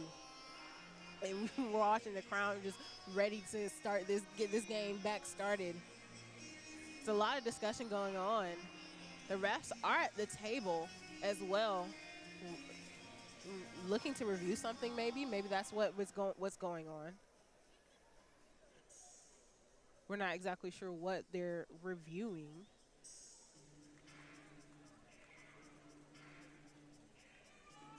But while they review, we'll just take a quick break, and we'll be back in a few seconds to continue this game going on. And you're watching Savannah Steel basketball.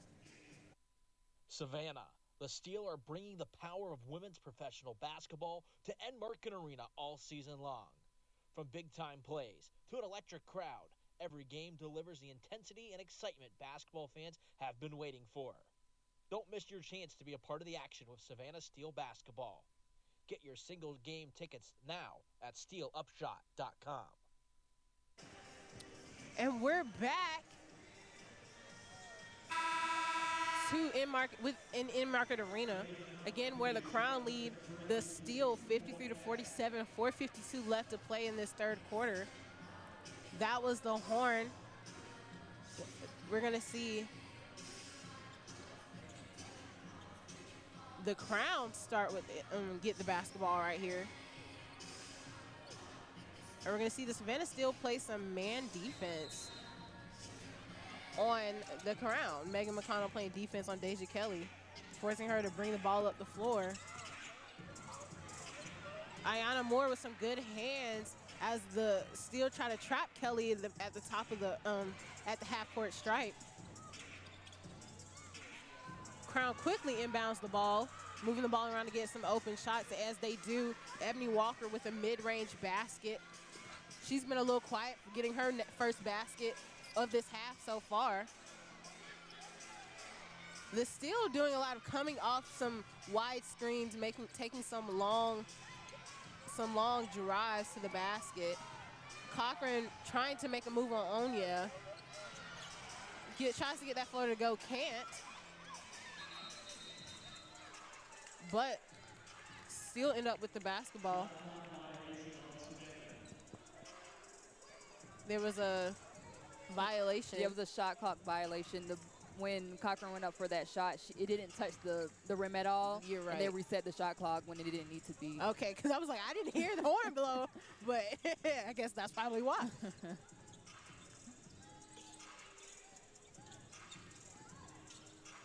Deja Kelly driving to the basket, tries to get the pass to Ebony Walker, but Walker can't corral it. Had a little too much sauce on it. Too much sauce on it, which, I mean, Deja Kelly sprinkling sauce everywhere on this court right now. But that leads to a turnover, and the Steel get the ball. 3:49 left to go, and McConnell brings the ball past the half-court stripe. Gets it over to Turner, who's driving on Richardson right now. Pulls back at the three, can't get it to go. Gets her own rebound. Kicks it out to Moore, who kicks it over to Petrie at the top of the elbow and gets that to go for two. Laisha Petrie finally getting going in this game. Still down 49-55, 3:20 left to play in this quarter. Harmony Turner with some good hands, good defense, trying to get the ball out on transition. McConnell gets it over to Moore, who tries to go. And they're going to call a block. There's just a block on Moore, who gets blocked by two people. I mean, she was definitely hacked a little bit. I mean, I'm surprised that the whistle didn't blow for a foul anywhere. I mean, I'm sure one person had ball, but somebody else probably didn't. It was, I mean, the way she fell. Yeah, it was a lot of body on that one. A lot of body. But the ball does stay with the Steel. Megan McConnell looking to get the ball in, gets it to Cochran at the top of the key. Steel setting up for the play. Petrie sets the pick and pops. Cochran going on Grissett. Gets it to go, and she muscles up to Grissett to let her know I'm here. And that was on me.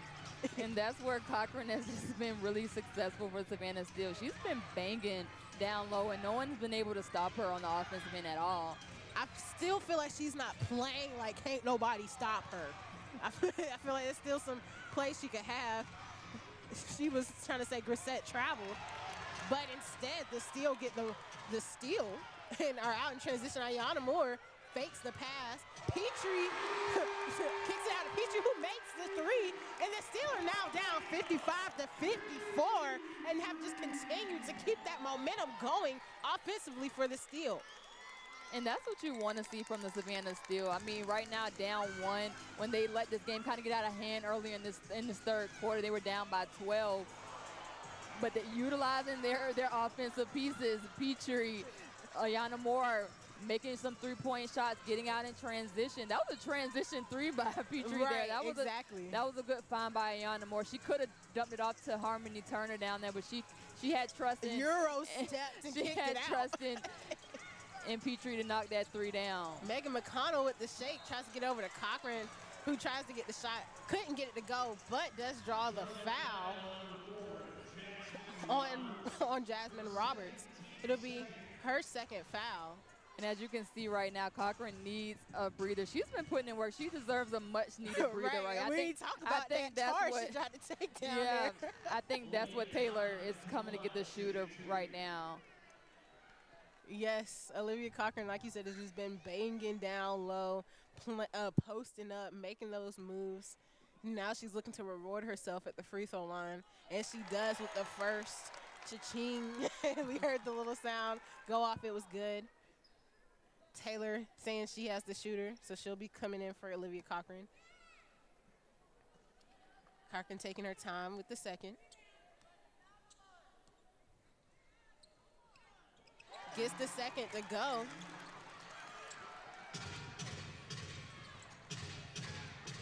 And Jasmine Roberts trying to stop and change direction and can't get it to go. McConnell with the pass, cross-court pass to Turner, who can't get it to fall.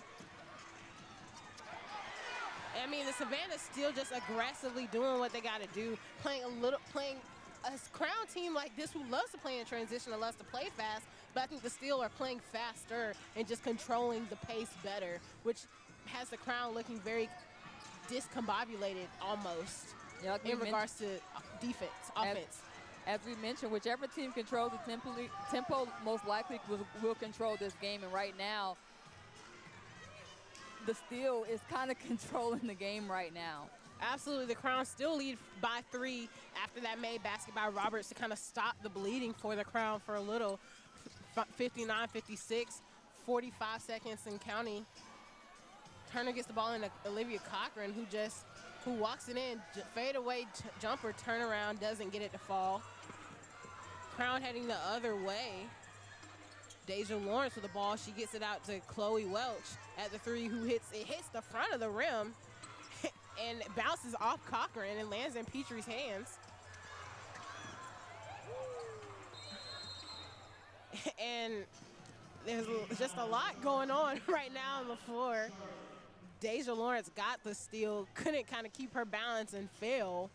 And as she had possession of the ball, Coach Stafford Odom took the timeout call with 19.1 seconds left. So we're going to take a quick break, and when we come back, we'll see what the Steel or Crown decide to do in this last 19 seconds of this third quarter. You're watching Savannah Steel basketball. Savannah, hockey season will be here before you know it. The hits, the goals, the noise inside Enmarken Arena. Your Savannah Ghost Pirates return this fall, bringing loud crowds, big moments, and nonstop action on the ice. So call the crew, pick your seats, and get ready for another season of hockey in Savannah.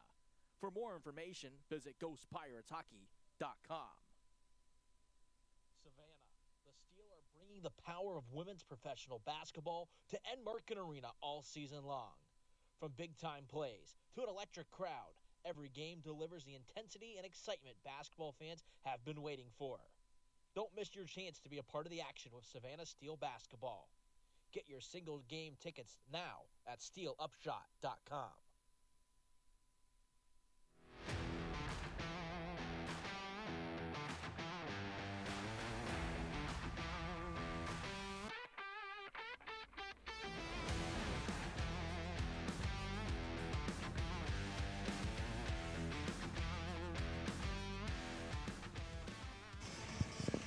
And we're back. You're You're watching Savannah Steel basketball, where the Charlotte Crown leads the Savannah Steel 59-56. 19.1 seconds left in this third quarter. And I mean, there's been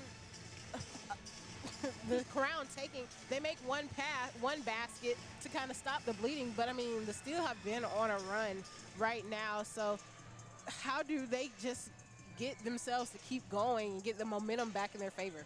Well, Destiny, what the difference has been for the Savannah Steel is that they're 4 for 4 from the three-point line, right? In the first half of this game, they were only shooting 16% from three. But they've been successful from the three-point line, as well as getting stops in transition. They couldn't execute there, but they're really rattling this Charlotte Crown a little bit here in this third quarter. Absolutely, and I mean, we saw right there the Crown get the immediate steal and try to go the other way in transition. Shaw couldn't get her layup to fall over Chloe Welch, and then it kind of goes out off Q Morrison, who came in flying for that rebound. Deja Kelly driving to the basket, and Lauren Taylor just being there to kind of stop her momentum downhill by getting that block. The Crown will have the basket under the floor, the ball under the basket. Chloe Welch turns and tries to get a shot going because the shot clock was running out, and she couldn't get it to go. So the end of that the third quarter ends. The Crown still leading 59-56. We have 1 quarter left to play. When we come back, we'll talk about what the Steel need to do to close this game out, or what the Crown needs to do to close this game out. You're watching Savannah Steel basketball for the UPSHOT League. Savannah, the Steel are bringing the power of women's professional basketball to Enmarket Arena all season long. From big-time plays to an electric crowd, every game delivers the intensity and excitement basketball fans have been waiting for. Don't miss your chance to be a part of the action with Savannah Steel basketball. Get your single game tickets now at steelupshot.com. Savannah, hockey season will be here before you know it. The hits, the goals, the noise inside Enmarket Arena. Your Savannah Ghost Pirates return this fall, bringing loud crowds, big moments, and nonstop action on the ice. So call the crew, pick your seats, and get ready for another season of hockey in Savannah. For more information, visit ghostpirateshockey.com. Trying to decide what to do with your future? Consider the Georgia Air National Guard. Sergeant Runk and Sergeant Whitehead are here to tell us about the Georgia Air National Guard. So what we are a small component of the grander scheme of the United States Air Force, but specifically within the state of Georgia.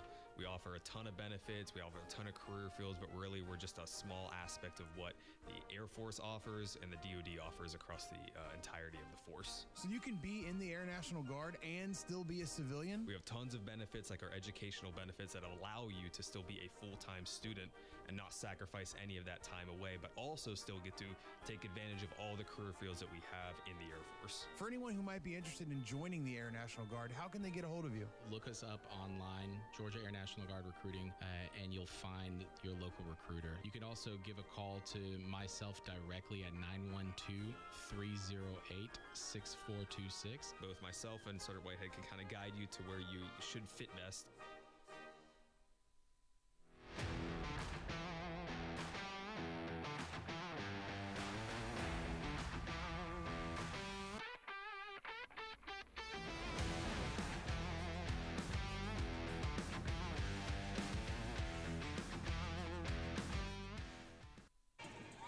And we're back to Savannah Steel with Savannah Steel basketball as the Charlotte Crown lead the Savannah Steel 59-56.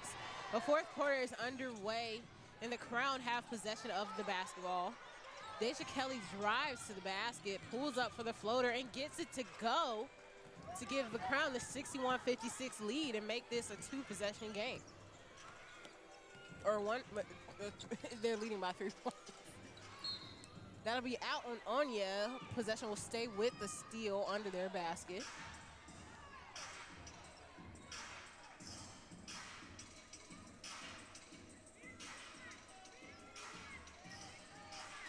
McConnell looks to bring the ball in. She gets it to Petrie.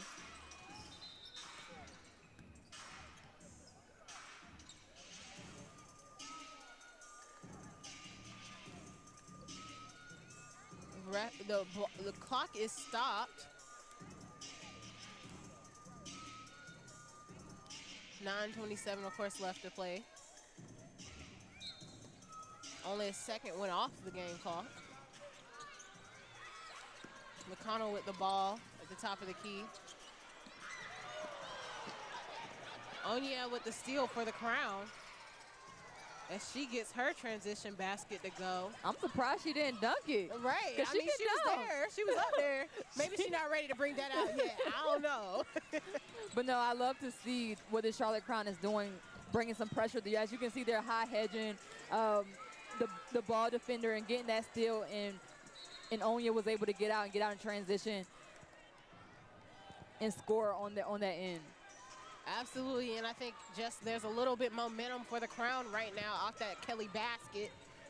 The Crown getting stops twice in a row to get the ball offensively.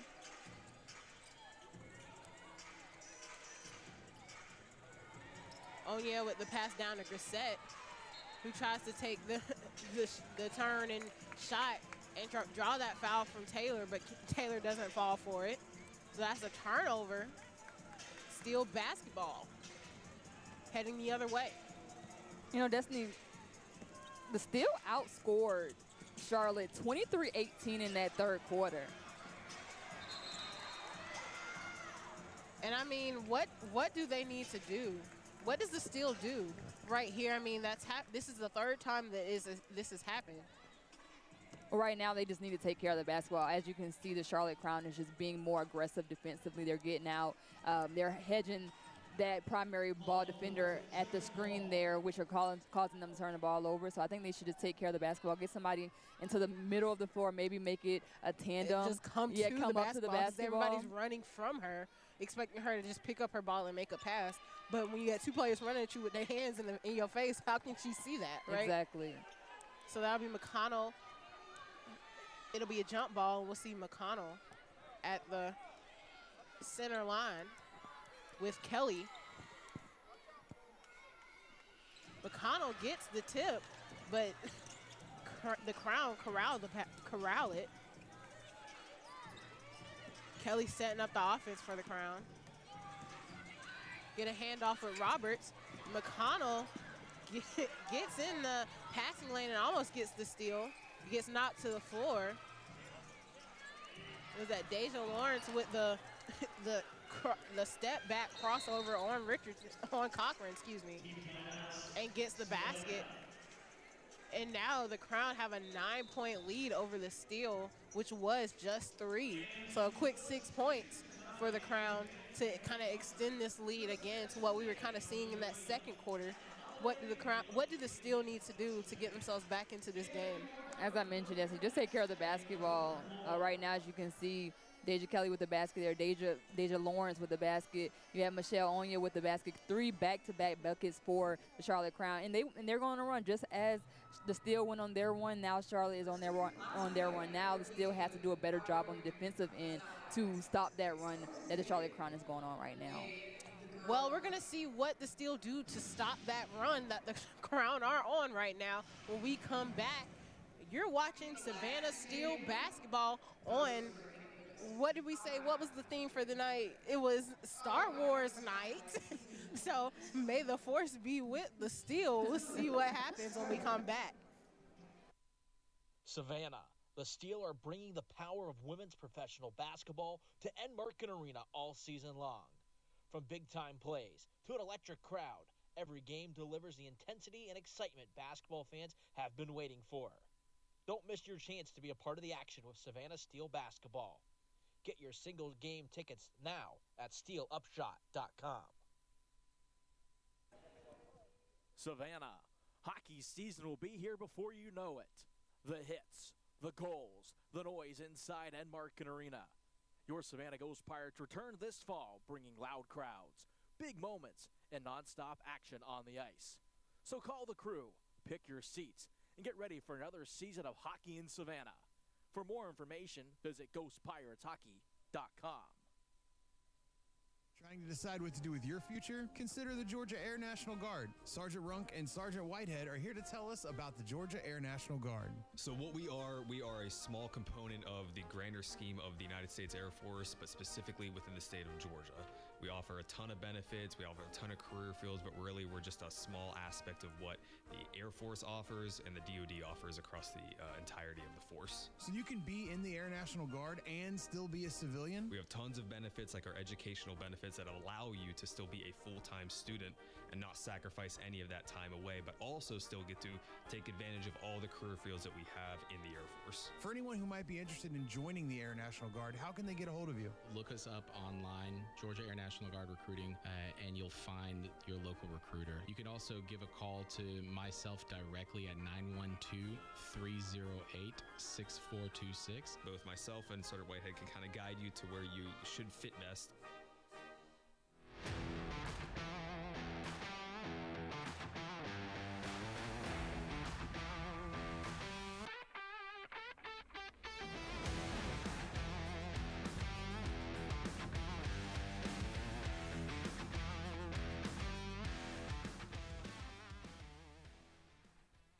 Welcome back to In-Market Arena, where we're watching Steel basketball. The Charlotte Crown lead the Savannah Steel 65-56 with 8 minutes left to play.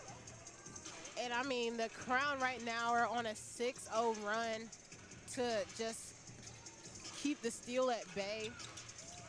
We're trying to figure out how the Steel can just continue to get themselves back into this game. That was some good defense by Deja Kelly, as well as Diamond McDowell, just to keep Ayanna Moore from getting an easy deuce at the layup, as a layup for a layup.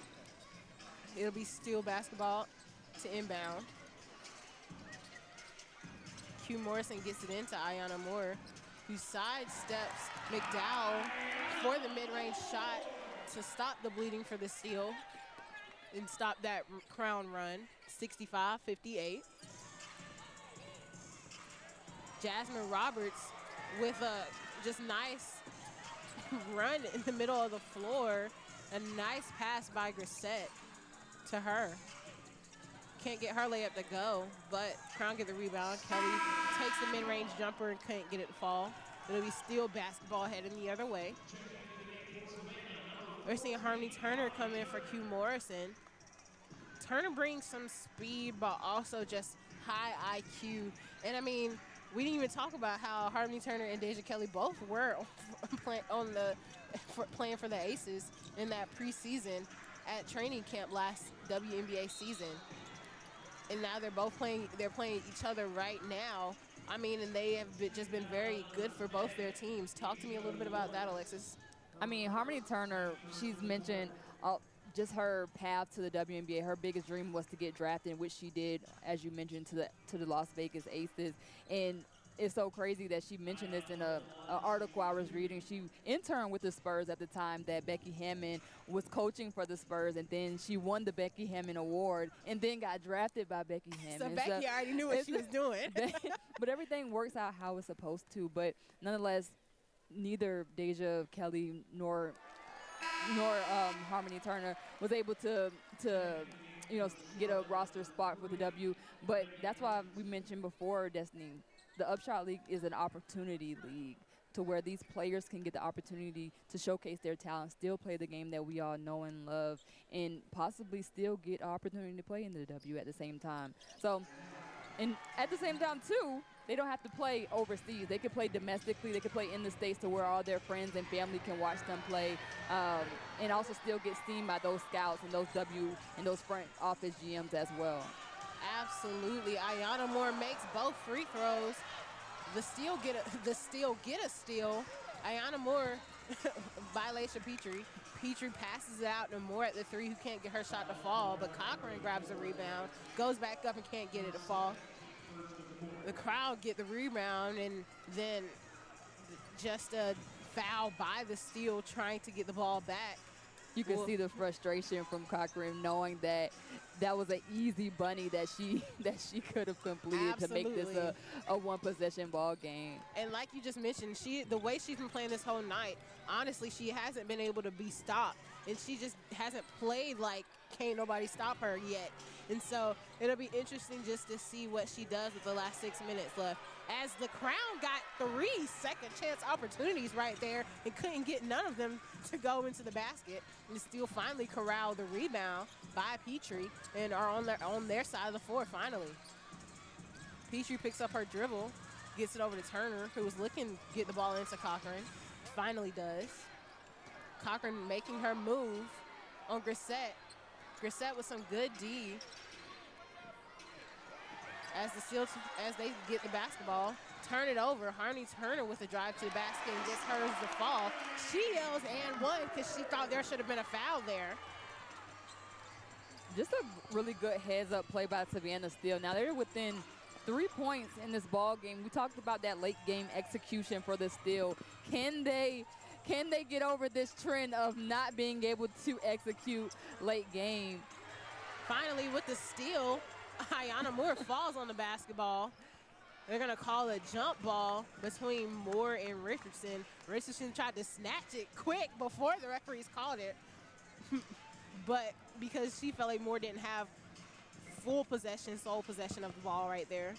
But they're going to call a jump ball between Moore and Richardson anyway at the center line. And thanks to the ball crew for being so efficient.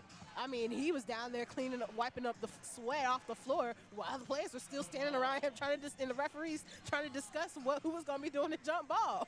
They said, let me get in and get out real quick, and we appreciate them for just doing their job so efficiently and so well this whole season so far at the in-market arena for the Steel.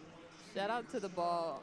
The ball crew. The ball crew. That's what they shirts say, the ball crew. Okay. Shout out to the ball crew. Moore and Richardson at the center line to jump it up. Moore wins the tip, but they're going to call a foul. I don't think I've ever seen a foul being called on a jump ball situation. Right. Richardson said she was elbowed. The crowd not liking the call. I mean, the sixth man just booing the referees right now. Crown will end up with the basketball on the sideline to bring the ball up the floor. Richardson will head to the bench for the Crown. Onya comes in. Deja Lawrence, bringing the ball down the floor for the Crown. Chloe Welch dancing with Turner, pulls up for the floater, can't get it to go. Laisha Petrie with the rebound, and Welch fouls her on as she comes down. That'll be Welch's first foul, excuse me. But it's not a free throw for the Steel. It's only the second team foul. So it'll be out on the sideline. Turner drives on Welch, stops, tries to get the float, catches her floater, gets over to Petrie, who has to pull up very quickly for the three, off center, and still gets it to fall, and the game is tied up 65-65 with 4:44 left to go, as Petrie was off center, off balance, making that three, and she fell out of bounds, and I mean, it was nothing but net. There was nothing else to touch. The Crown step on the baseline, turnover by the Crown, and the Steel will have the basketball heading the other way. 4:33 left to play. Wow. What a turn of events. That three-point shot by Laisha Petrie. She was leaning like, she was off balance making that three, and she knew it was going in. She just knew it was. I mean, but her shot, she shoots it from the top of her head. I mean, all it is form, pure form for her at that point. As long as she uses her legs, it's going to go in. And I mean, we see that based on just how well she's playing in scoring from the three-point line for this Steel team so far. She pulls up again. That one hits the back of the rim, and Chloe Welch for the Crown corrals the rebound. Kelly heading the other way is going to drive. They called a foul after Petrie got the block. The foul was on Cochran. They want to replay it, but again, you can't replay foul. You can't replay fouls. They're calling that foul on Cochran for reaching in, even though Cochran reached in and only touched the basketball. But from the referee's point of view, they can't see it. You can't challenge those calls. You can only challenge in the fourth quarter, 2 minutes left, and you can only challenge out-of-bounds calls in this league. So unfortunately, that's a foul on Cochran's name, by Cochran's name, and Kelly is at the line shooting free throws. She misses the first free throw, so the game is still tied, 65 all. And that's really tough if you're the Savannah Steel, who really has the momentum here. Has the momentum, exactly.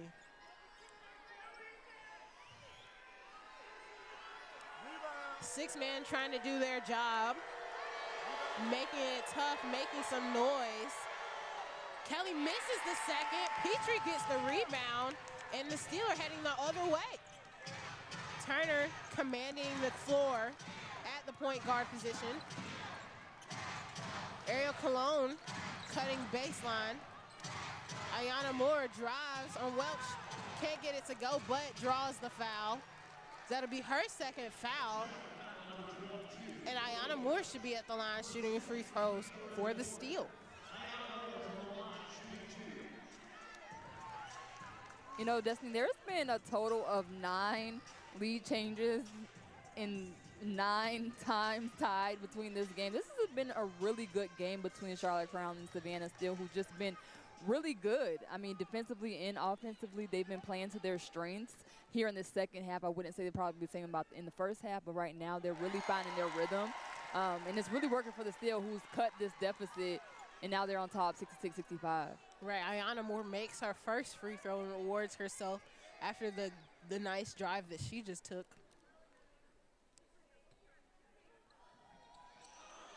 The second can't get the second one to fall, hits the front of the rim.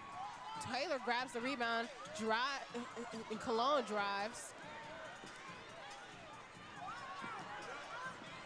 It's 5-on-4 as the Steel turn around and get the ball. And Grissett is going to stop the momentum by fouling Ayana Moore. She streaks down the floor because, I mean, had she not, Moore would have got that nice wide open pass to Laisha Petrie, who kind of fell in that last play and didn't make it down the floor, but was popped up and ready to play offensively for the Steel. But if you're Charlotte, how do you not capitalize on that 5-on-4 situation there, too? I think it was too many passes. They were worried about trying to get to the basket. I'm really not even sure how that decision was made.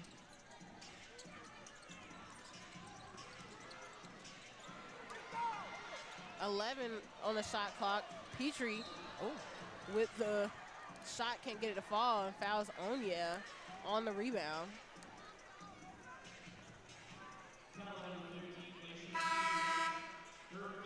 Steel still leads 66-65, 3:25 left to play in this game.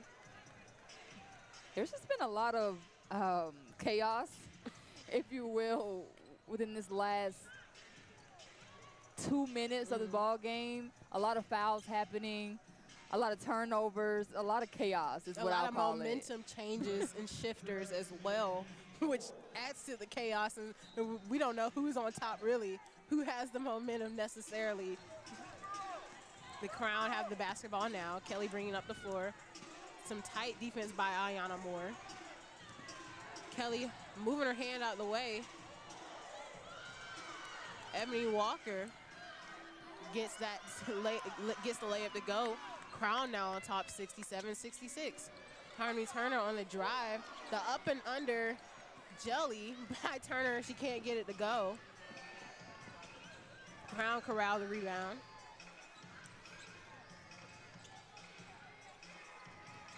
Ebony Walker at the elbow, pulls up, can't get it to go. Petrie and Onya. And Deja Kelly is looking at 25 in purple, saying, hey, we didn't need that shot. Let's use the shot clock a little bit more, find a better, more high-efficient shot than that mid-range jump shot. And that's just showing the leadership by Kelly.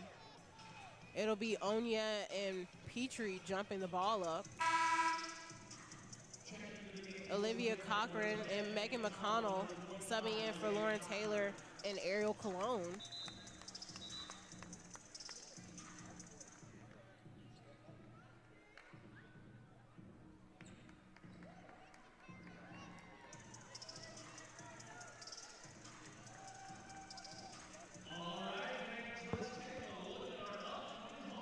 We're gonna take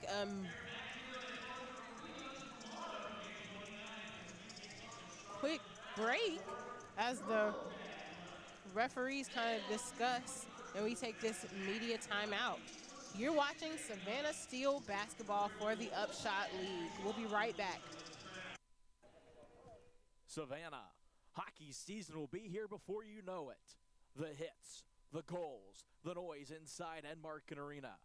Your Savannah Ghost Pirates return this fall, bringing loud crowds, big moments, and nonstop action on the ice. So call the crew, pick your seats, and get ready for another season of hockey in Savannah. For more information, visit ghostpirateshockey.com. Savannah, the Steel are bringing the power of women's professional basketball to Enmarken Arena all season long. From big-time plays to an electric crowd, every game delivers the intensity and excitement basketball fans have been waiting for. Don't miss your chance to be a part of the action with Savannah Steel basketball. Get your single game tickets now at steelupshot.com. Trying to decide what to do with your future? Consider the Georgia Air National Guard. Sergeant Runk and Sergeant Whitehead are here to tell us about the Georgia Air National Guard. So what we are a small component of the grander scheme of the United States Air Force, but specifically within the state of Georgia. We offer a ton of benefits, we offer a ton of career fields, but really we're just a small aspect of what the Air Force offers and the DoD offers across the entirety of the force. So you can be in the Air National Guard and still be a civilian? We have tons of benefits, like our educational benefits that allow you to still be a full-time student and not sacrifice any of that time away, but also still get to take advantage of all the career fields that we have in the Air Force. For anyone who might be interested in joining the Air National Guard, how can they get a hold of you? Look us up online, Georgia Air National Guard Recruiting, and you'll find your local recruiter. You can also give a call to myself directly at 912-308-6426. Both myself and Sergeant Whitehead can kind of guide you to where you should fit best.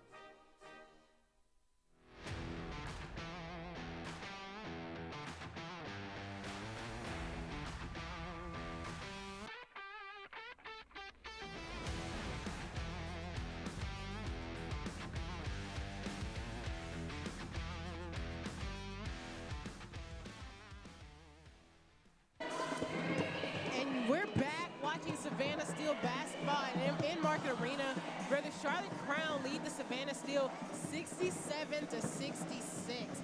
I mean, this game has just been a game of runs, a game of lead changes, a game of made free throws and free throw attempts, players getting downhill to get to the free throw line, and then just a game of points off the bench. The bench has played a really big, and points in the paint as well. The Crown leading points in the paint, 36-22. I mean, and we're looking at, and that has to definitely be all because of just Michelle Onya, who has 12 points in this game. Deja Kelly only having one more than her at 13. But those points in the paint by the Crown right now, is that the difference maker for this game, or what do you think that is? I think it plays a part into this game, mostly because, like you mentioned, Michelle Onya has just been really dominant. But also, too, their guards have been doing a really good job of getting downhill, getting paint touches. As Asia Durgis did, I think she wanted a foul there. But for the Savannah Steel, they've been doing a really good job of points off of the Charlotte Crown turnovers. They have 16 points, 16 turnovers, and has 13 points off of their 16 turnovers. I think for the Charlotte Crown, they just have to do a better job of taking care of the basketball, which is why it still has gotten into this game for the most part. It's off of their turnovers. And I mean, Laisha Petrie having to kind of force a shot up there as the Steel go all the way down into their shot clock possession right there. Can't get it to fall at the three after the Crown won that tip between Petrie and Onya. Deja Kelly at the coming across the three-point line, pulling up for the transition three, can't get it to go. Harmony Turner with the no-look pass, and to Cochran, who gets fouled by Durr on her way up. So Cochran will be shooting free throws. Yeah, Cochran just has been doing a phenomenal job of running the floor, as you saw there, just posting up, putting a body on her defender. Right now, she has a game high of 14, could potentially be 16 here. But all in all, without the presence of Z Spearman and Carissa Richardson on the floor, she's been having to utilize her length, utilize her size to be that interior presence for the Savannah Steel. Absolutely, and I mean, for her to be playing the way she has been and banging in the paint with the best of them, with Onya for the crown, and this is only her third free throw of this game. So what does that tell you? Does that say that the crown just isn't fouling her, is that what it says? The crown just aren't fouling her, or just Olivia Cochran is not doing she's not doing a lot to get herself to the line to get some free shots up. Well, I think that she's just doing a really good job of being efficient. She's 6 from 14 from the field, so it's kind of hard to get to the free throw line when the bucket is going in the basket. And maybe that's not what you need. It's okay if it don't at that point. Onya with a nice rebound. Megan McConnell with the steal off of Onya. Kelly falls on the floor behind Lauren Taylor with the take and the and one. And you just see the Steel bench flexing their muscles. And Harmony Turner and the rest of the Steel flexing their muscles on the court as Lauren Taylor gets the and one with 1:11 to go. And the Steel are up 68-67, and she's at the free throw line ready to shoot some free throws. I just love the energy that this Savannah Steel squad is exuding right now late in this fourth quarter, considering their trend has been late game execution. I think that this is something that Coach Brown has really emphasized in practice, emphasizing the huddle. Hey, let's string together these 40 minutes and get out here with a win. And they're knocking down free throws. They're doing the little things that can win this game here tonight. Yes, Lauren Taylor makes the three-point play. The six-man doing their job, still up 69-67 with a minute left. Kelly just handling the basketball at the three-point line, floats the basketball up, gets the shooter's touch. And it touched now it's everything. tied up. It touched every part of the rim, yes. It is tied up 69-all, 40 seconds left to play in this game.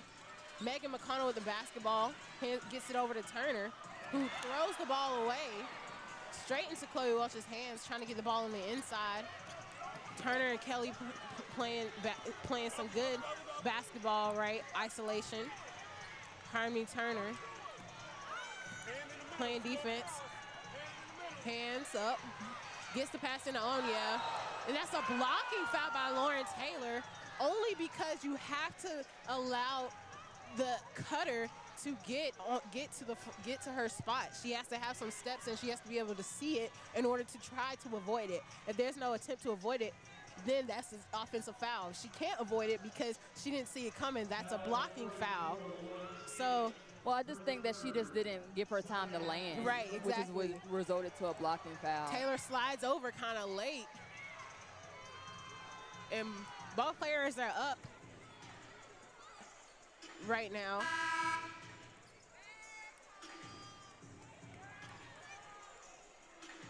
Welch is going to go have a seat for the crown. Richardson is going to come in. I think that's a good substitution for the crown. Richardson brings a lot of energy. McConnell playing defense on Kelly at the top of the key. 12 seconds left to go. Kelly with the ball. She pulls up for the mid-range, doesn't get it to go. Megan McConnell with the rebound for the steal. And there was a foul by Ebony Walker of the Crown. I don't think it was a foul. I think that the Steel called a timeout. Oh, was there a timeout But the call? issue is, they didn't want her to dribble the ball, so I don't think they can advance the ball if they dribbled it. Okay, yes, there's a timeout called by Coach Brown. 4.9 seconds left to play in this game. Game tied 69-all. The Steel have one more chance.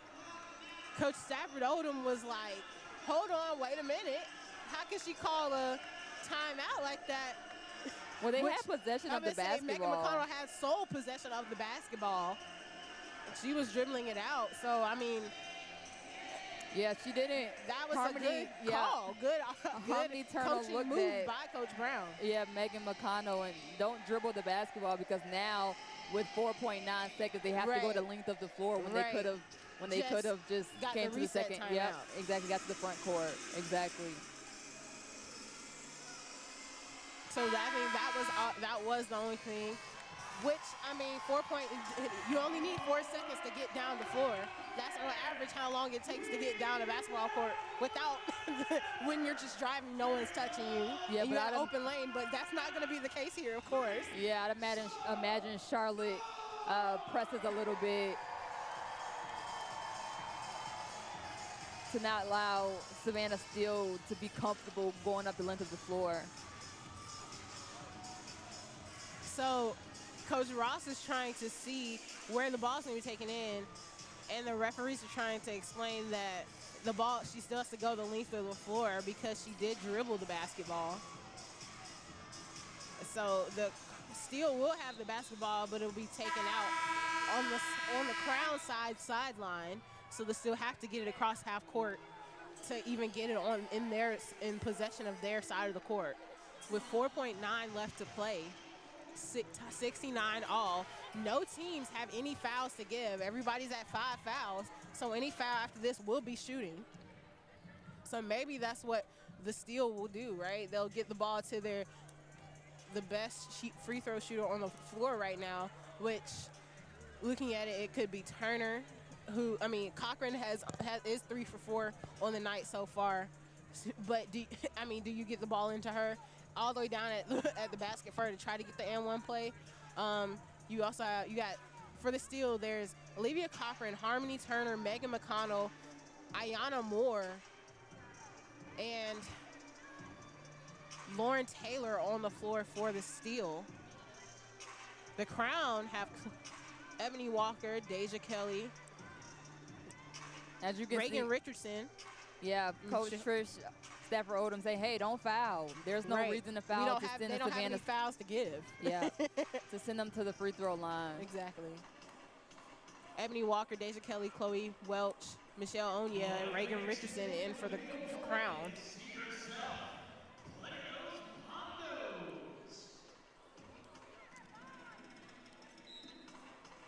I think each team technically has 1 timeout left. Yeah. How will they use it? How will they use it? Will there be a chance to use them? It's 4.9 left. I think they just took the Savannah Steel's time out off the clock. Yes, okay, so the Crown have 1 left. Yeah, so now they have 9. So we're just waiting to see what Coach Brown and Coach Ross draw up out of this timeout with 4.9 seconds left to play in this game. And I mean, from a journalism perspective, they like in the journalism world, we say we pray for blowouts, because games like this, if we were working on a deadline, would be very hard to hit that deadline, end of game deadline, when the game is just this tight and this close. I mean, if you were Coach Brown, what would you draw up? What would you do? Who would you give the ball to get the win with 4.9 left? And you're bringing the ball down the length of the floor, honestly, or half the length of the floor, a third of it. Honestly, I would sub in Q Morrison, who's really fast, who can get the ball up the floor, who can handle the ball really well to get her going. I mean, you're going the length of the floor. Charlotte's gonna apply some pressure. So I would get somebody who's really fast to try to control it. To try to get the ball up the floor. That's what I would do if I was in that position. But other than that. But you have Harmony Turner and you have Megan McConnell in the game. Megan McConnell has been a point guard, but does Harmony Turner get the ball? Well, I guess we'll see. Okay, so they're starting on, the Steel are not going the length of the floor. They're actually starting on their side of it.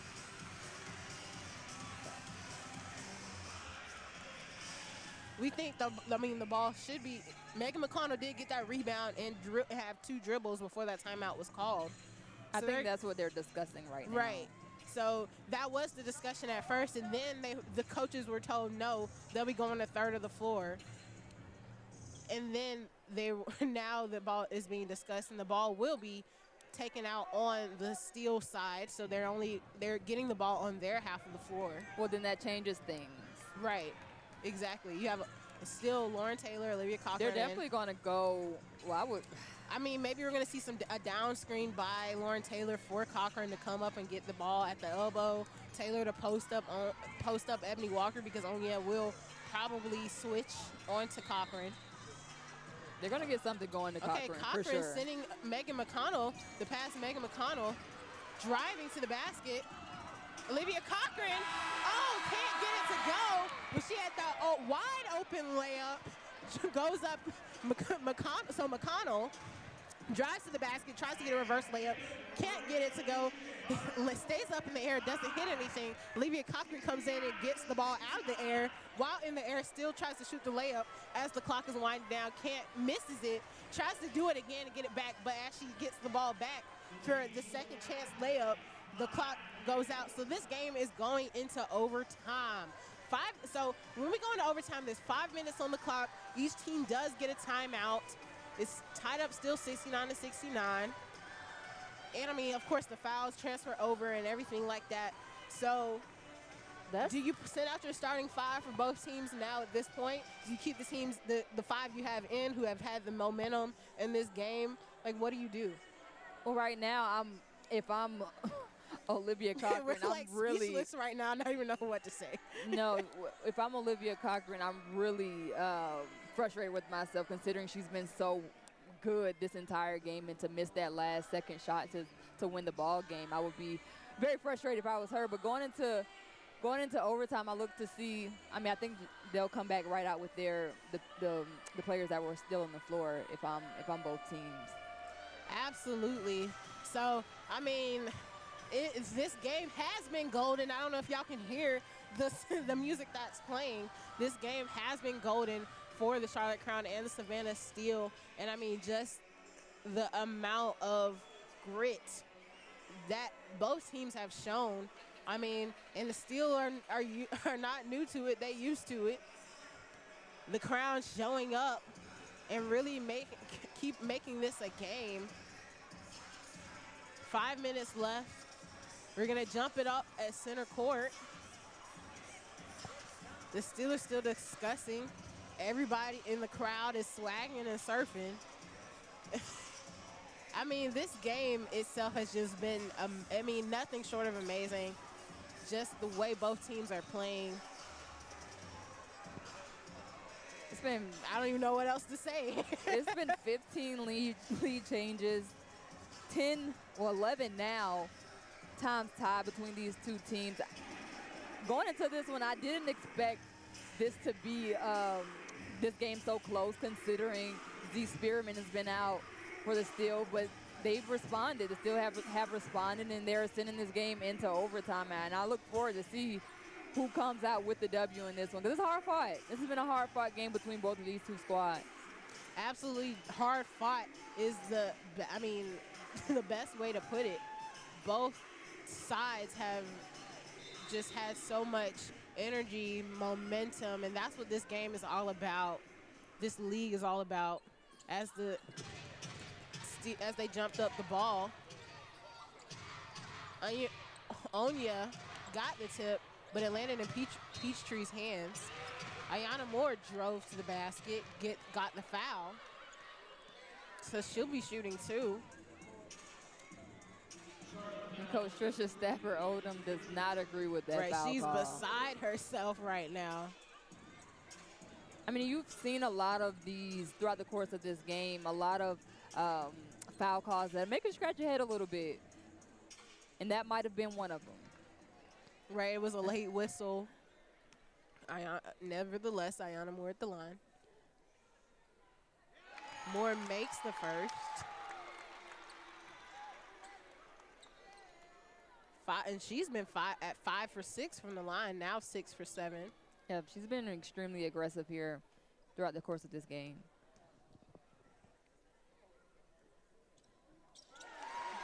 Seven for 8 now, making the second. Kelly bringing the ball down the floor for the Crown, gets it over to Grissett, who hands it off, who tries to hands off to Durr, can't, hands off to Kelly instead. Kelly picks up her dribble, gets it out to Richardson. Richardson gets it down to Grissett, who's playing who makes a tough move, tries to pass over to Durr, but the ball hits Durr's feet and goes out of bounds. Still inbound the ball. McConnell getting over the pass to Moore. Still moving the basketball. Taylor slips the screen. McConnell gets the quick pass into Cochran, but Cochran can't corral the pass. She was led to the basket, but it falls out of her hands. Turnover. Kelly brings the ball at the floor for the Crown. Gets it past the center line.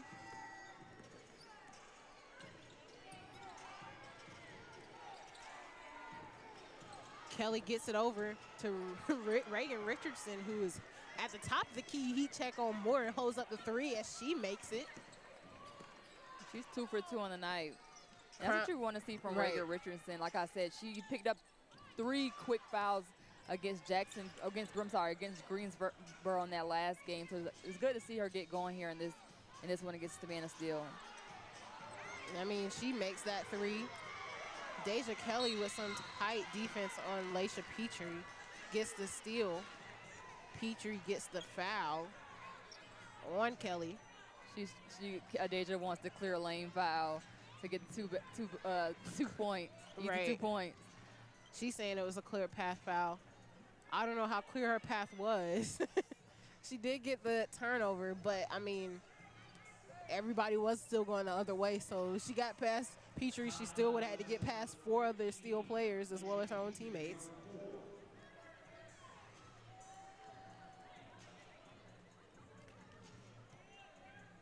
Ariel Colon and Sydney Shaw waiting to check in. Deja Kelly asking for a challenge, but we don't challenge calls that way.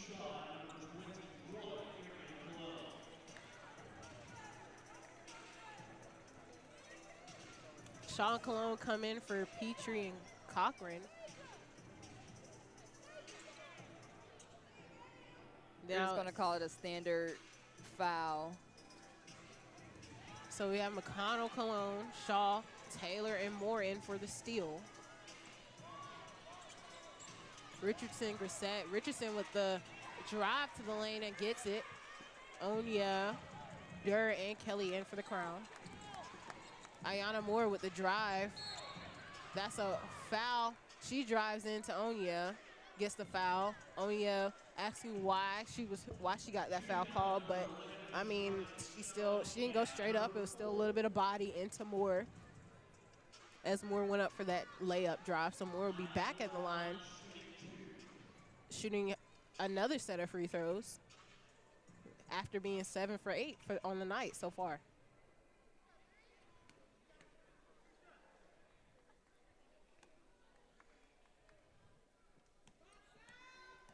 Moore takes her 3 dribbles, spins the basketball on her hands, and then spins the basketball into the net for her first free throw. Crown up 74-72 now.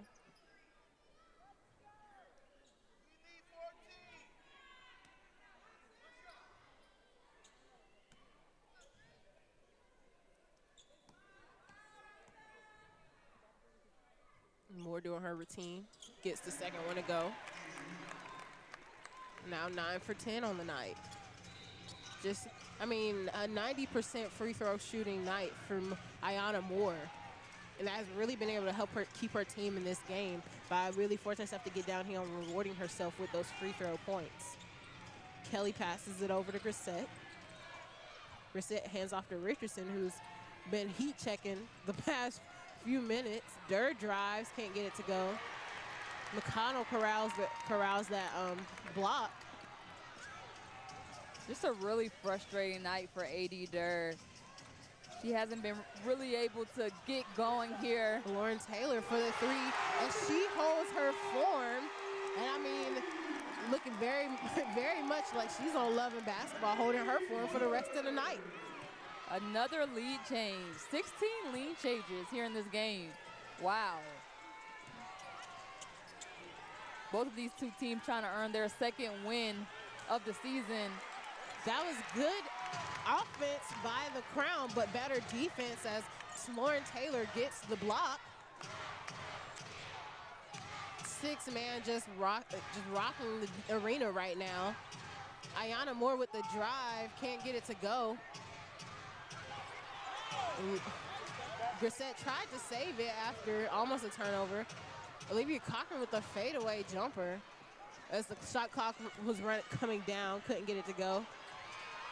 And I mean, the Crown with the easy transition basket as the Steel were just jogging back.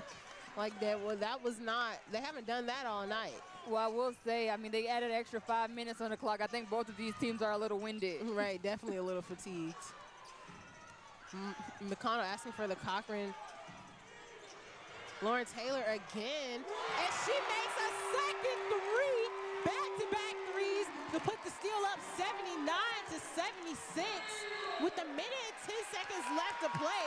As I mean, the Steel are beside themselves as Olivia Cochran then turns around and makes a defensive play by getting the charge on Onya.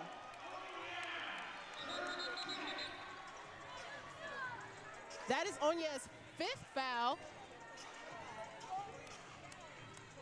And that'll be the 15th foul for the Crown. Well, credit to Olivia, or maybe not the 15th foul. Credit to Lauren Taylor, though. Back-to-back three-pointers for her 16 points on the night. And then Olivia Cochran just turning around and making that defensive stop to give the Steel an extra possession. Deja Kelly trying to get a call off that. And that'll be off the foot of Olivia Cochran. Cochran making good defensive plays, but not having an offensive mindset right there. After Kelly fell, she could have taken advantage of that by getting an easy move to the basket. Does it kind of late. Kelly gets her hands in there. Crown now with the basketball. Onya down low, trying to bang in the post, but Taylor gets the rebound for the Steel. Steel heading the other way. McConnell bringing the ball on the floor. And now Coach Brown telling her team to slow down as she kind of manipulates her offense to what she wants to see. McConnell trying to go off a slip screen by Lauren Taylor. McConnell dancing with Chloe Welch. McConnell goes up for the floater, can't get it to go. Kind of forced her shot. She had a little bit more time to give. We could have gotten a little bit more up on that. Deja Kelly, heat check on Ariel Cologne, can't get it to fall. Olivia Cochran with the rebound for the Steel, and the Steel will dribble the ball out. And oh wait, no. There's a foul by Chloe Welch with 0.6 left to play. So not only, the Steel will get the win, but Ayana Moore is heading to the line, and Ayana Moore has, I mean, been a 90% free throw shooter on the night and getting a chance to shoot 2 more free throws at that because Chloe Welch fouled her to stop the clock. Well, if I'm the Charlotte Crown, I would use my timeout there to draw something up. I don't think that was a really good shot. I mean, Deja Kelly took that shot, but I think they could have called timeout, set something up for the Charlotte Crown. Right now, one possession game, they could have got something a little bit better than that 3-point shot by Deja Kelly. Absolutely. Ayana Moore at the line. Been a 90% free throw shooter, and she keeps it going, and she's now 10 for 11 after making that one to put the Steel up 80-76. Durr checking in for Welch with 0.6 left to play. Then if you're the Charlotte Crown, you have to foul sooner. Right, so, I mean, Chloe Welch, I guess, did what she needed to do, but it's kind of late at that point. Ayana Moore makes the second. Steel up 81-76 as the Crown takes their last and final timeout of this game. It was just a reset timeout. They're not going to discuss anything. 0.6 left. There's not much to discuss. You just really need to play basketball right now and get a good shot. You don't have time to run anything. Yeah, that hurts if you're the Charlotte Crown. they really could have used the timeout, because right now you're down 2 possessions. You can't get it in 0.6 seconds. I don't think that's even time to get the ball up to even get yourself in a position to execute anything offensively.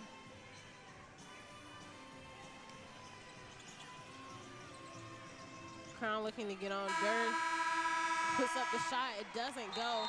And the Steel get their second win of the season. A hard-fought win with an 81-76 win over the Charlotte Crown to now be 2-3 on the season.